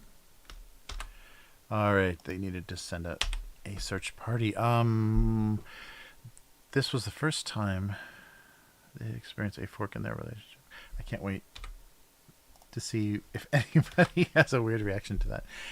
Anyhow, breakfast reading list or required reading.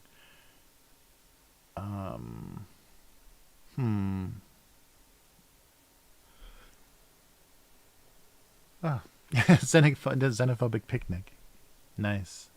Oh yeah, xenophobia and mustard would be fun.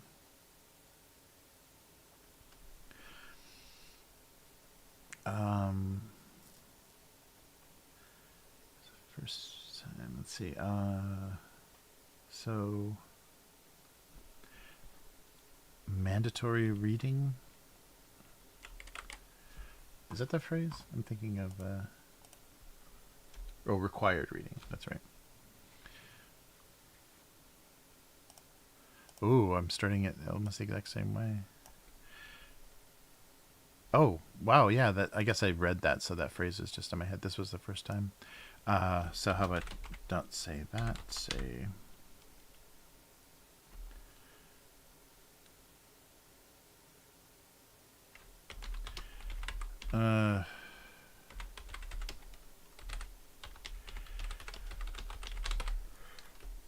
required reading.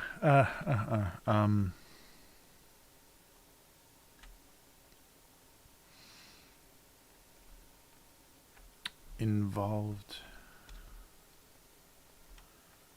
for some reason.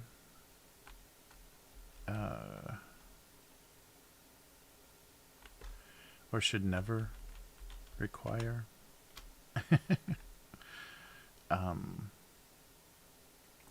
Required reading was not part of this nutritious breakfast.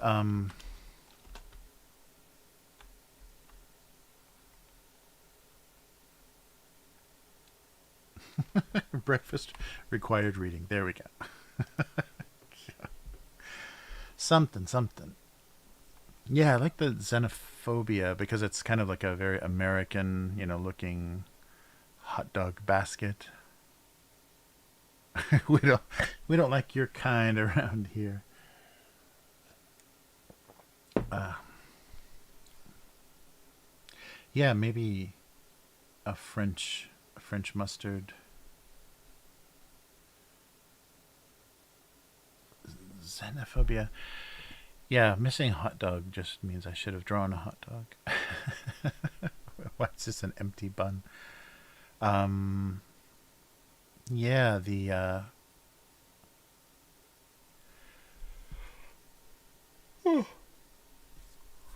not welcome. So this was the first time the French mustard was treated poorly instead of the other way around. Okay. Okay. I like required reading.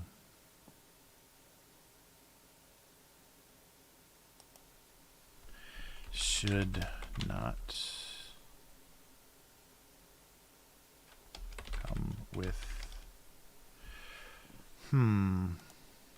Yeah, part of the breakfast. Breakfast should not come with required reading. Breakfast. Hot dog.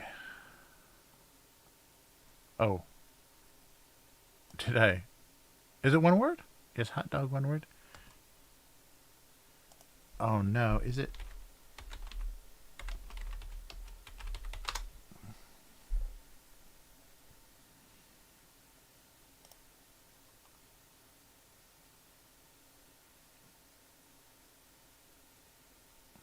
Hot. Yeah, it's both ways. Yeah, that's weird.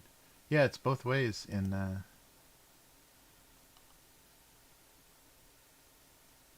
hot dog as an interjection. Yes, wait a minute. Is my speaker set up? Let me turn on my speaker so we can hear what the interjection version of hot dog sounds like. If somebody was to interject with the word hot dog. Oh, come on. My system is crawling. I think I've got some temp files. So every time I do a lot of video editing, I create monstrous temp files that slow my machine down horribly. All right, let's see if we can get this to work. Hot, yeah, hot hyphen dog. Uh-oh.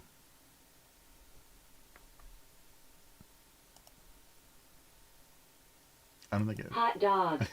Oh, it's just the system voice. Hot dog.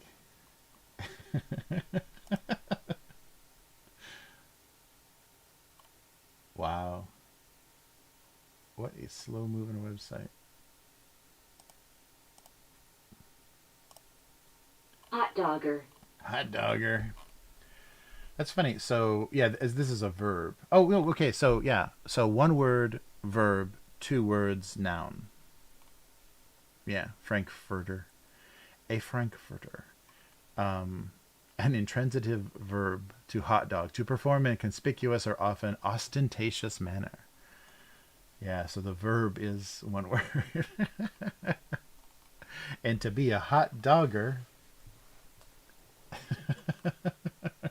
one who hot dogs. Yeah, she's angry about it. Hot dogger. It's very, very frustrating. I wish it was a better voice. Frankfurter. Frankfurter. Don't be a Frankfurter. That's funny. I wonder, they just give the definition, but I wonder what the derivation of hot dog as in a verb. Verb origin. It first appeared in the later half of the 20th century and was adopted for use the... Oh yeah, because that's right. I've seen like in like old like 60s TV shows or whatever. Hot dog. So like as an exclamation, it was yeah, like a happy thing. Yeah, hot dogs came from German immigrants. what about the verb? Yeah.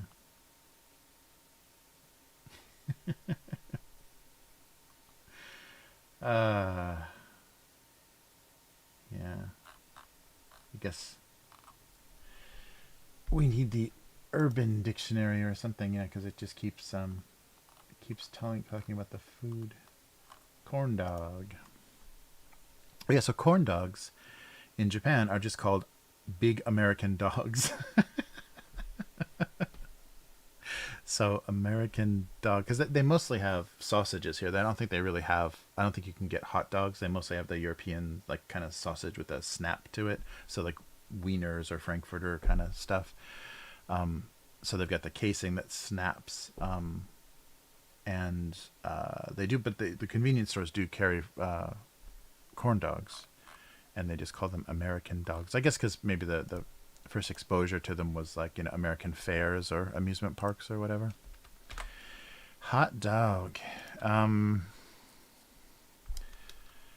Okay, required reading. Oh, so how about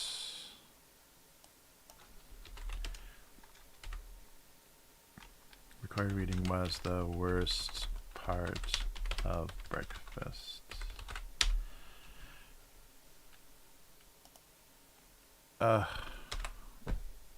Always the worst. Yeah, I don't know. Kind of a non sequitur-y kind of thing. All right. So foreign mustard. Oh yeah. The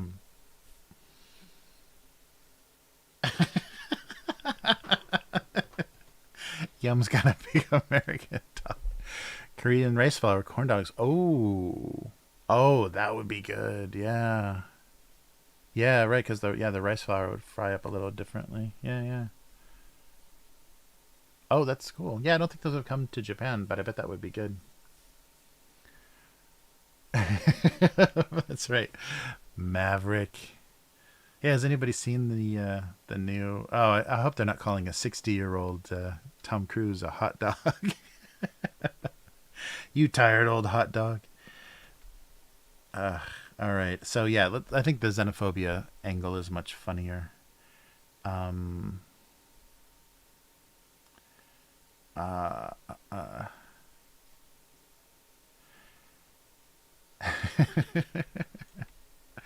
So the unwelcome foreign mustard.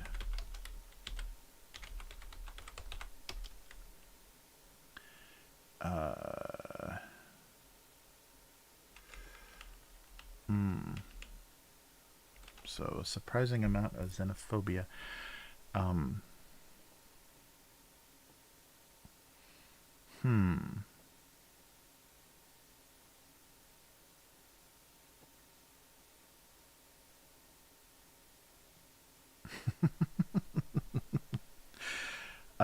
Never did well with. This is just another bunch of nonsense, isn't it? Xenophobic lunch baskets. I like the phrase xenophobic lunch basket, though. Or lunch specials, how about that? Because it's not really a basket. I think it's kind of a basket.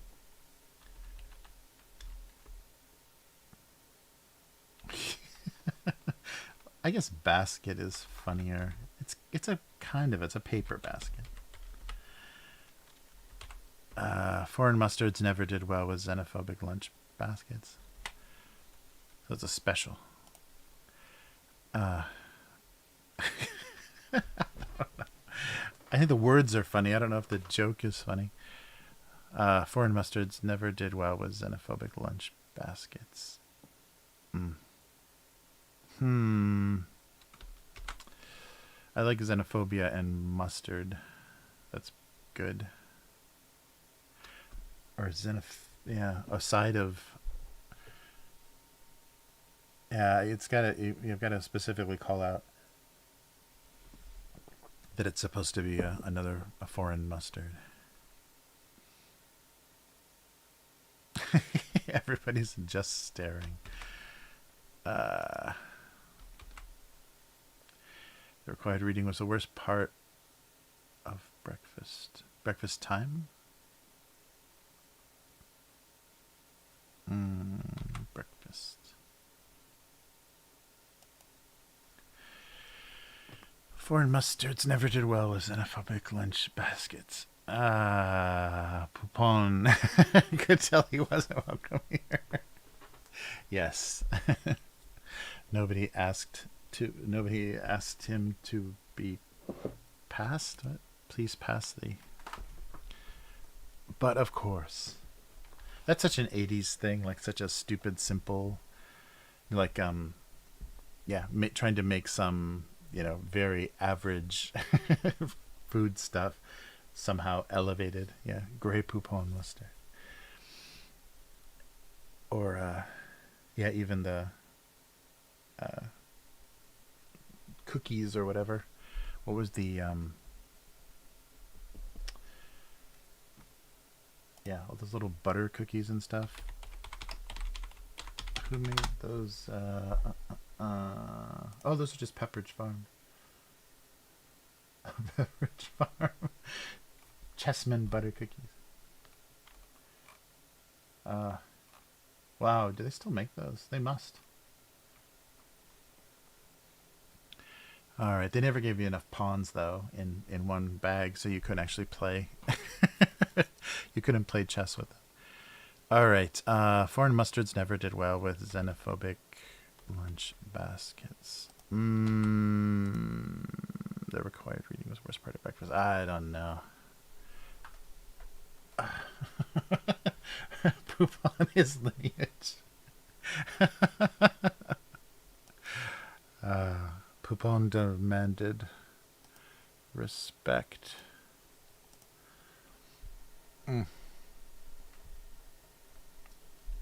We don't like your white wine based kind around here.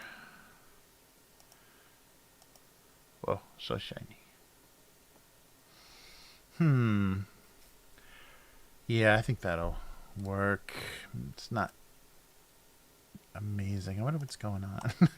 I'm doing too many, like, goofball non sequitur. Foreign mustards never did well with xenophobic lunch baskets. Why were they xenophobic? The required reading was the worst part of breakfast. Wah, wah. Should I misspell anything? Alright.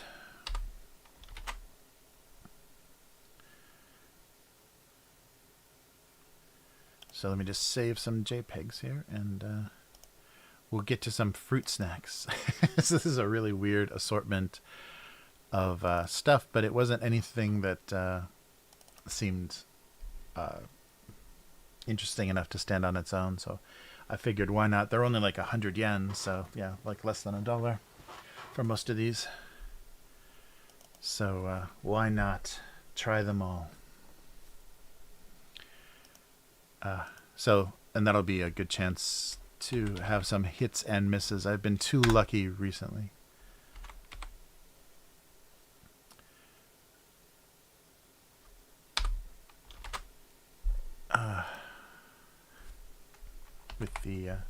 With the snacks. All right. So there we go. Okay. Oh wait, let me oh cool. It still stays.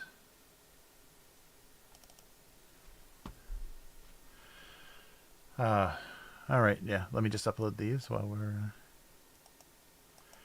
got a moment here, and we'll switch into snack mode. Alright. Yeah, and I don't know if it's happening yet this week for the weekly.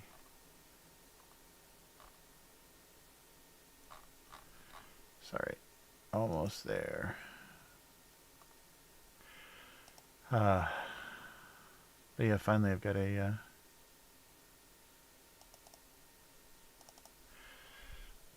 bigger video release for the channel. Okay. Upload. All right, so let's give it a shot here. We'll switch over to the convenience store, so hang on.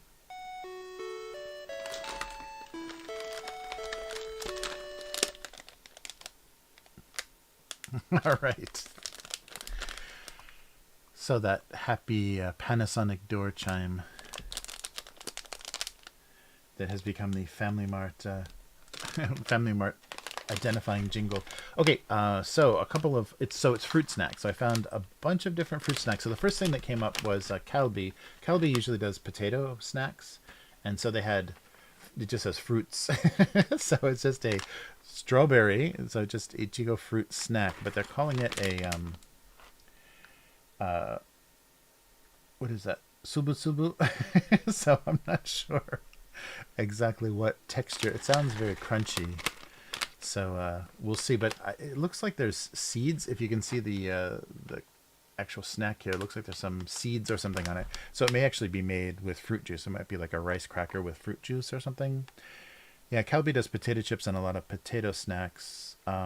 Oh, and it's not fried, so it won't be. It's not going to be like a potato chip or a rice cracker. So it's not fried. So some sort of maybe dried fruit or something.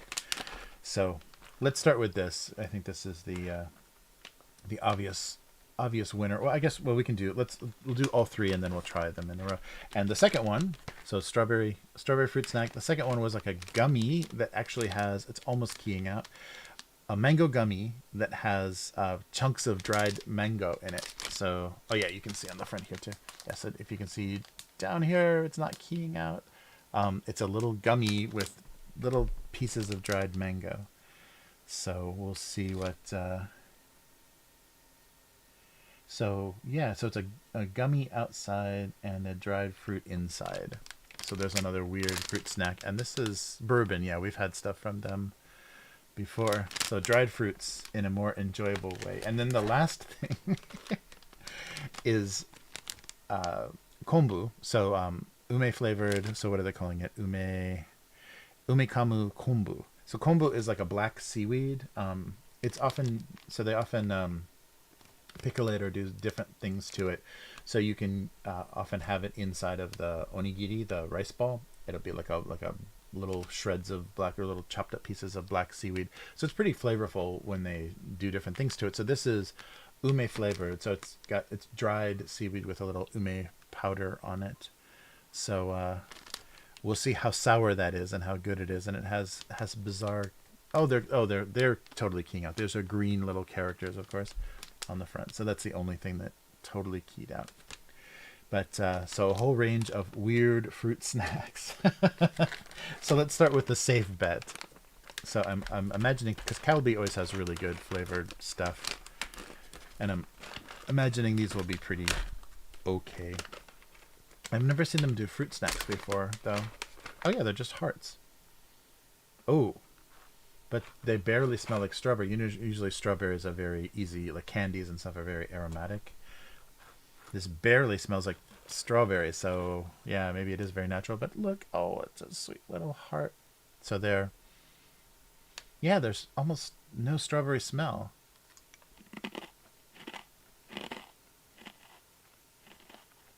Yeah, so I think it's a rice cracker. Yeah, it's definitely a rice cracker, maybe. I don't think it's potato. Oh, maybe it is. I don't see the ingredient. I don't see rice in here, so maybe it is potato. Yeah. Oh, it is. It's a potato snack. That's weird. Oh, there we go. So the end, there's definitely fruit in there. So the end, you get a big strawberry. You get a big taste. Not very sweet though. Kind of sour. So it's a heart-shaped, non-fried strawberry potato snack.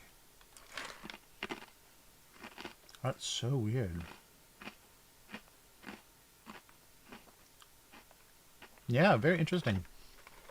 It doesn't smell much like strawberry, and it doesn't really taste like strawberry until the very end. So I think there's pieces of dried. Those little spots are actually dried strawberry. It's so funny. Yeah, it tastes really good, but not initially. So kind of like a potato snack. And then at the very end, it's like you ate fruit. That's weird. Wow. I don't know what they were going for with this. It's pretty natural though. They don't say like the contents. So I think it is just dried, maybe some fruit juice. Oh yeah, I can actually find out if there's fruit juice. Starch. Oh, cornstarch. So cornstarch, potato starch. I don't taste much corn at all. Dried strawberry.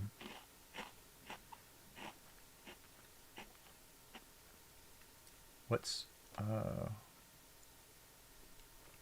something else? I have no idea what that is. Some sort of preservative or something. Yeah, it's funny. Why are they hearts? Why are they corn potato snacks?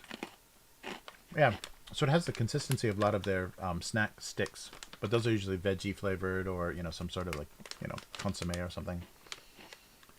Wow, this is really bizarre. Yeah, I'm still like so the texture is weird. The no smell and no immediate taste, strong taste is weird, but at the very end it's very like dried. It's like eating like dried strawberries. Weird. All right. Well, let's go from crunchy to gummy. So the bourbon mango marugo rogume. Oh, gumi. Okay. So the fruits gummy. Yeah, so strange. The I don't know what the. We'll see what the texture is going to be, and we'll see if these have a stronger smell. These should be very mango-y right away if they're gummies. It'd be funny if none of these have a fruit smell, or if I can't smell anything. Oh, come on, I tore off just the wrong amount. There we go. Whoa, okay. The very strong mango smell. Probably because the dried mango is right there. So, these, yeah, wow, these are just like dried fruit covered with a gummy flavor.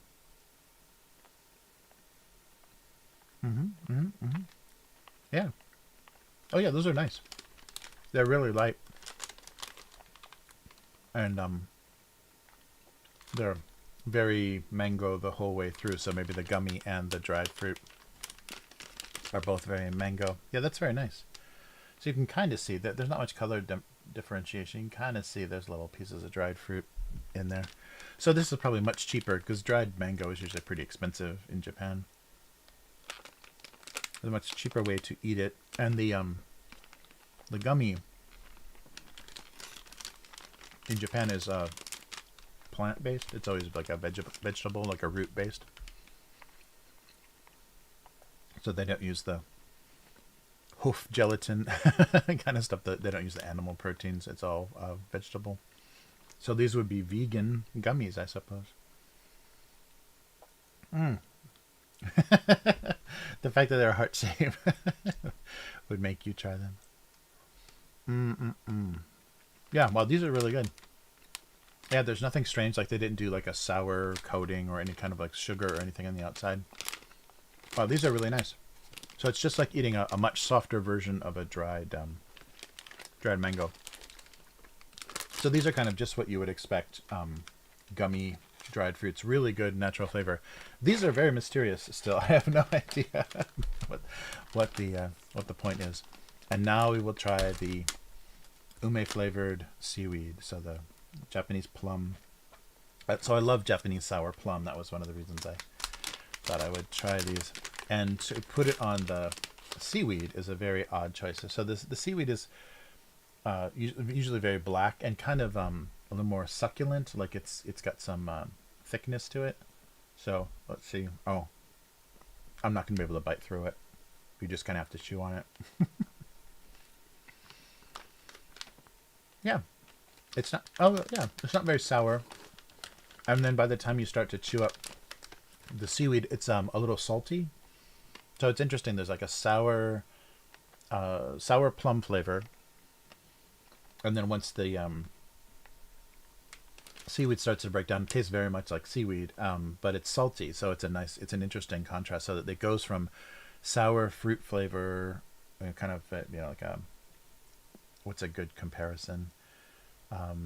The Yeah, it's a very sour plum flavor into the seaweed kind of saltiness. Yeah, it's weird. It's almost like a salt candy. If you've ever had like Swedish salt candy, it starts out a little sour and then gets very salty. Oh, these probably have a huge amount of sodium in them. Yeah, so the seaweed, instead of being pickled, it's I think it's salted. But yeah, you can see. So it's just kind of a thick chunk of a strip sliced of kombu. Usually kombu is kind of like shredded or diced. But this gives you something to kind of chew on. It's a little more substantial than the other ones.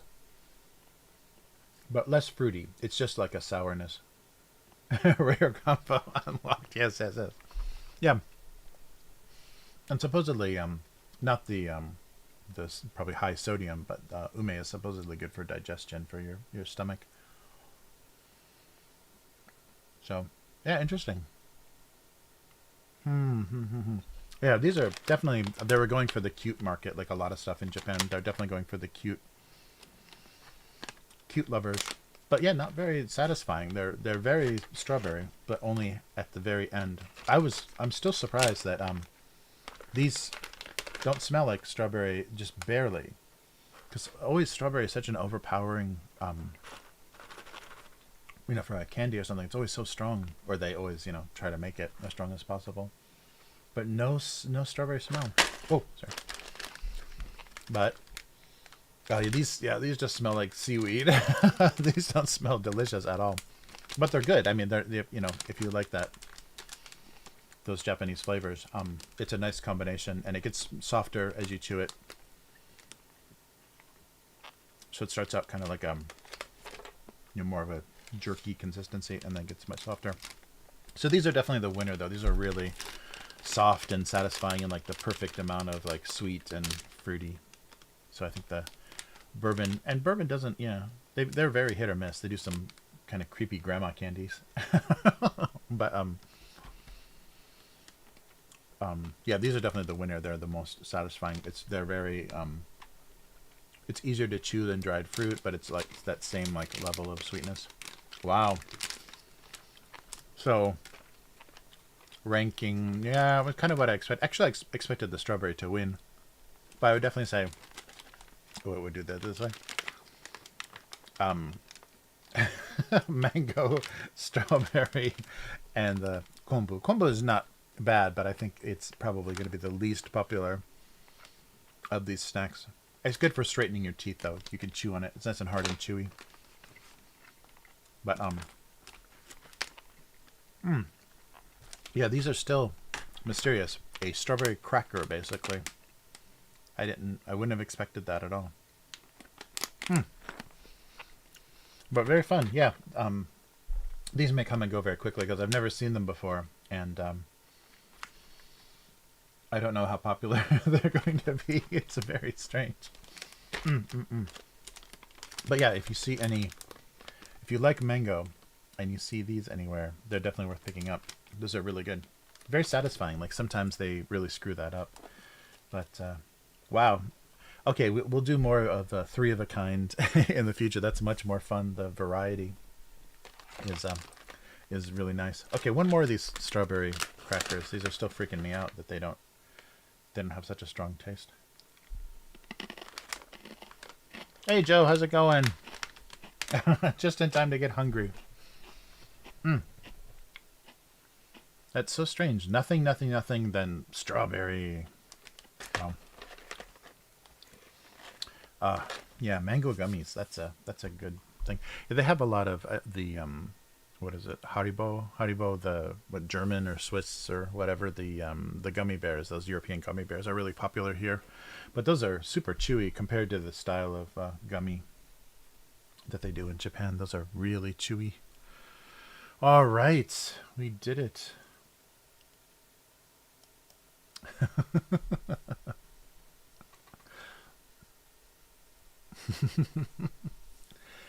Nice. Yeah, strawberry is definitely the runner-up. It's not amazing. I mean, compared to the mango flavor, that was really good. Strawberries, yeah, a close second, but and then the kombu is just too much seaweed, not enough fruit, just like salted seaweed with a little sourness.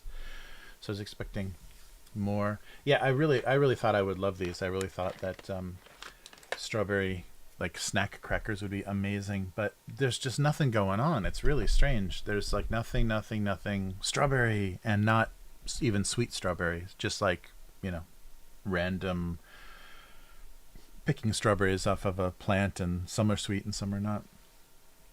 Nice. Almost 1 a.m.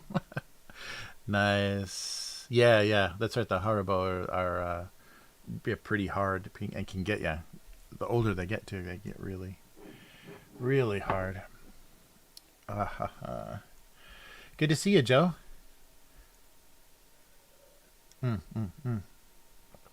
Yeah.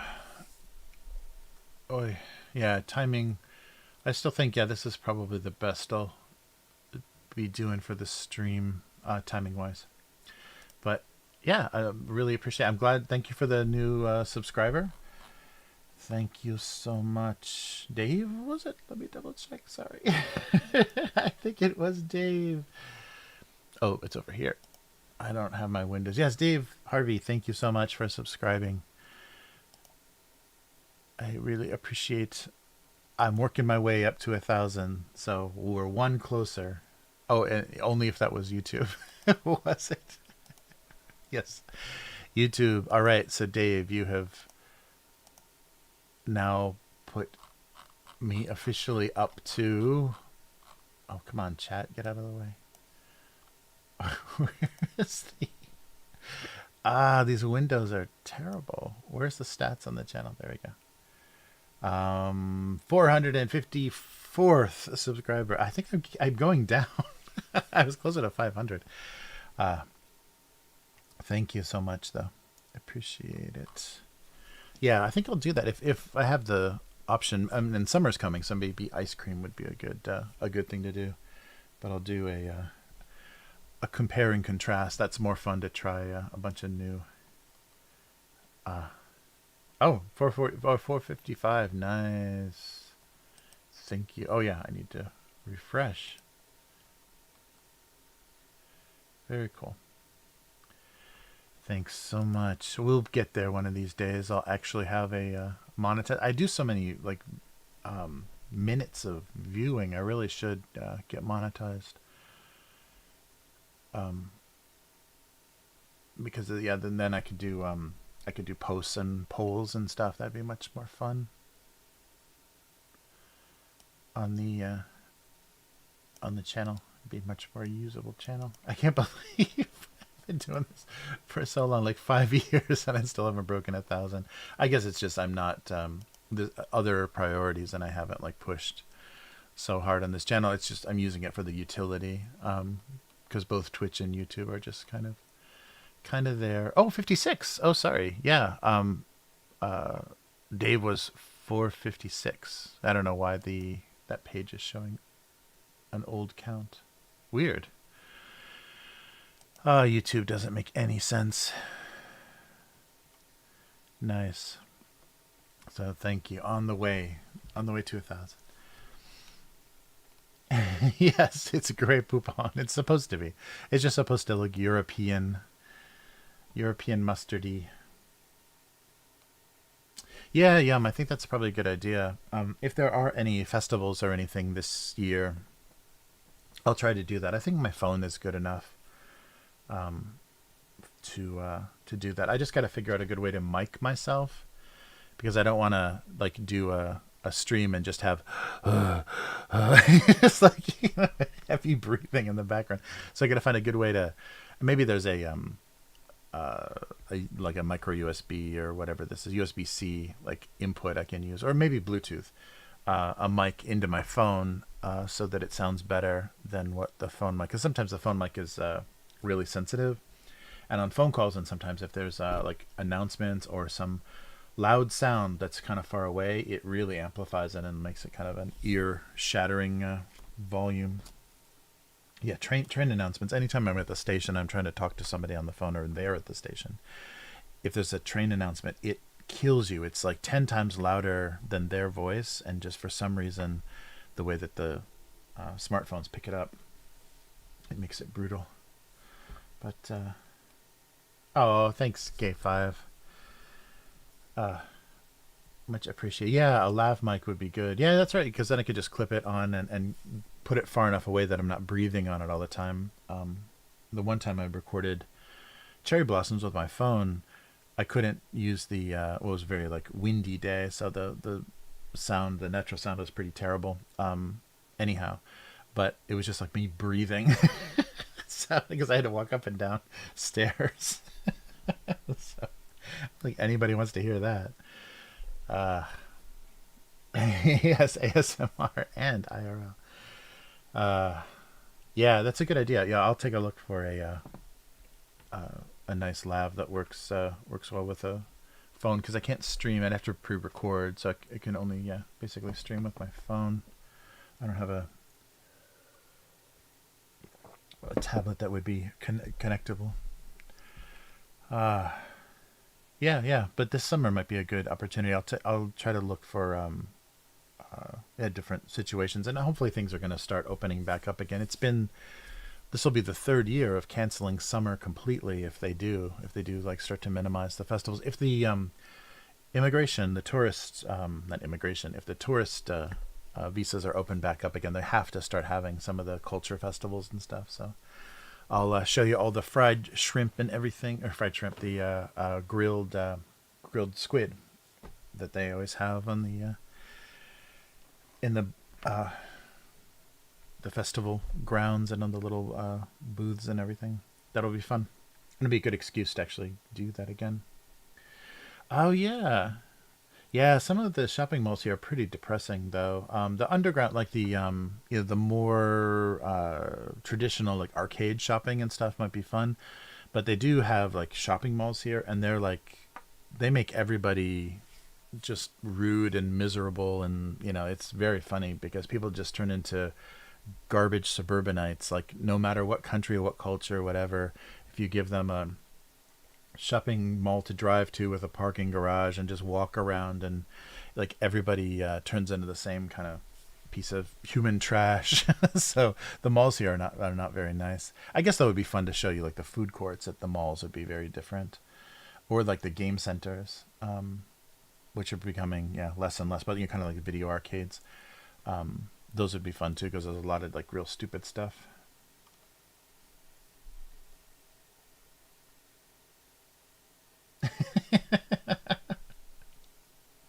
Oh no. Oh no. Oh no, what happened?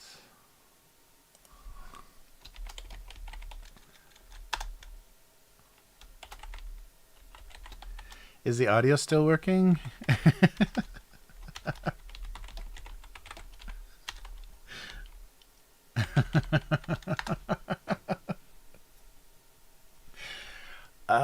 OBS, you bastard. Yeah, it still says I'm streaming. It's giving me green lights, but maybe my camera froze.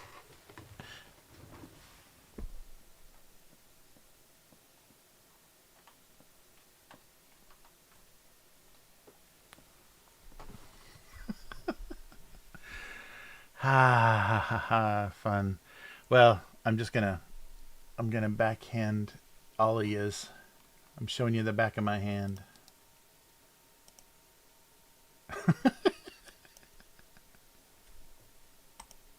There we go. You son of a... There we go. Yeah, the camera just froze. Hey, some empty friend. Just in time. Oh, man. Sorry about that. Yeah, that's good. I didn't have to stop the stream. It was just my... yeah, it's probably the cam link. That thing is a little dodgy. I just wanted to... Oh, is this hand? I just wanted to show you all what I think of you. This is what I think of you. Oh, that's good. I'm glad we didn't lose the stream. Yeah, everything was green. It was just that the camera decided to cheese out. All right. Why I oughta you chat in your smart mouth one of these days. Uh, yeah. So IRL would be good.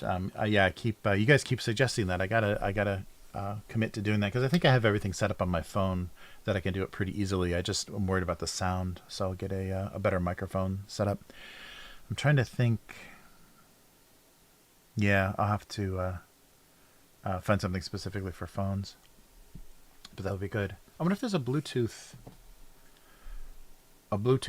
mic. There has to be a Bluetooth mic adapter, because then I could just use a straight like USB mic, like because I have a nice shotgun. I have a nice like ultra narrow shotgun that I can point at stuff, so then you can hear stuff cooking and you can hear people talking to me without having to hear too much of me. That might be good. We will see. I'll experiment with a phone setup, and maybe I have to get some sort of holder, some sort of rig for the phone as well, so it's not so shaky. All right. Yeah, good to see you, some empty friend. Yeah, thanks. Yeah, some empty friend is excellent for my terrible memory. Whenever I'm like, who's the guy? What's the actor? What's the movie? Always I find out if some empty friend is in the chat. Incredibly helpful. All right. Well, we have a few minutes of my frozen backhand. Hmm.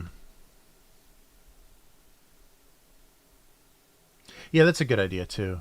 Is just see how the microphone works, and there may be some adjustment that I can make. I just don't want too much of, me behind it, or be able to like kind of selectively turn on and off a mic for me and give you more of the natural sound that's going on.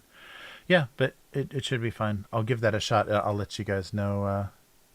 Oh, I guess there is no way. I'll tweet and do everything that I usually do. But yeah, if something pops up, I'll put IRL in the title so you know it's a test. But that should be yeah. I'll find a fun thing to do. Maybe just go up to the temple at the top of the mountain. That might be visually pretty interesting, and it'll be a good test. Oh, but yeah, cell phone signal wise, it might be hard. Hmm. Yeah, I appreciate it so much. When a camera is on, I forget the name of everybody in every film, everywhere. Oh. Yeah, yeah, well, that'll be fun. Yeah, let's do that. It's a really old temple, and it's one that uh, it's the main the focus of it. Each temple kind of has its own focus, like what it's for, like what gods you pray to there.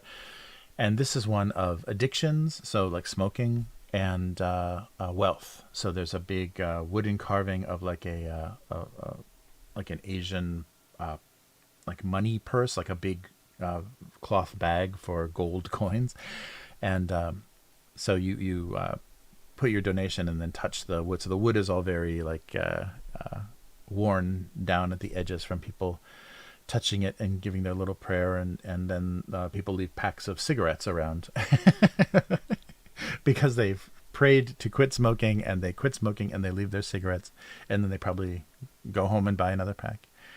But yeah, so that'll be fun to show that off, because it's got a little trail that goes up through the mountains too, so you can see all the little idols, and there's a cemetery and things too. So yeah, that'll be fun, and I'll do that before it's Oh, and I could even do it in the rain too. So it doesn't matter if it rains, as long as I have an umbrella, I can record the whole time. So let's do that. So I'll find and there are. Well, let me see. There's I think so. I'm pretty sure they have the guardian, the kind of the guardian dogs, and then they're not bodhisattva. I forget what the Japanese term is, but the kind of guardian figures, the angry guardians. Nice. Yeah, most of Japan. I'm in a very kind of isolated area, and kind of in a mountain valley, so they have they have antennas and things that are trying to get us 5G and everything over the into the different areas. And so television, we don't have very good television reception here, but there are cell towers and things, antennas. So hopefully it'll be okay. But we'll do that. Yeah, I'll do that. That'll be an easy thing because it's not far. It's not far from here, and if we catch a good day.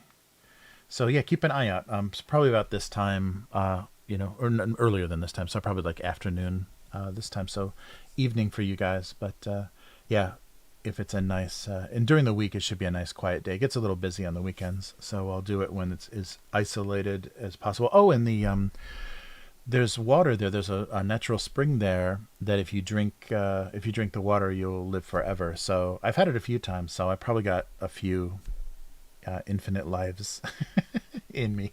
So we'll drink the water of eternal life together at the temple, and we'll all live a very long time. Nice. Yeah, I think we're only because right now. Oh, it's not saying. Right now I am. It's not telling me. I think I'm just 4G actually. I'm not sure if I'm the full.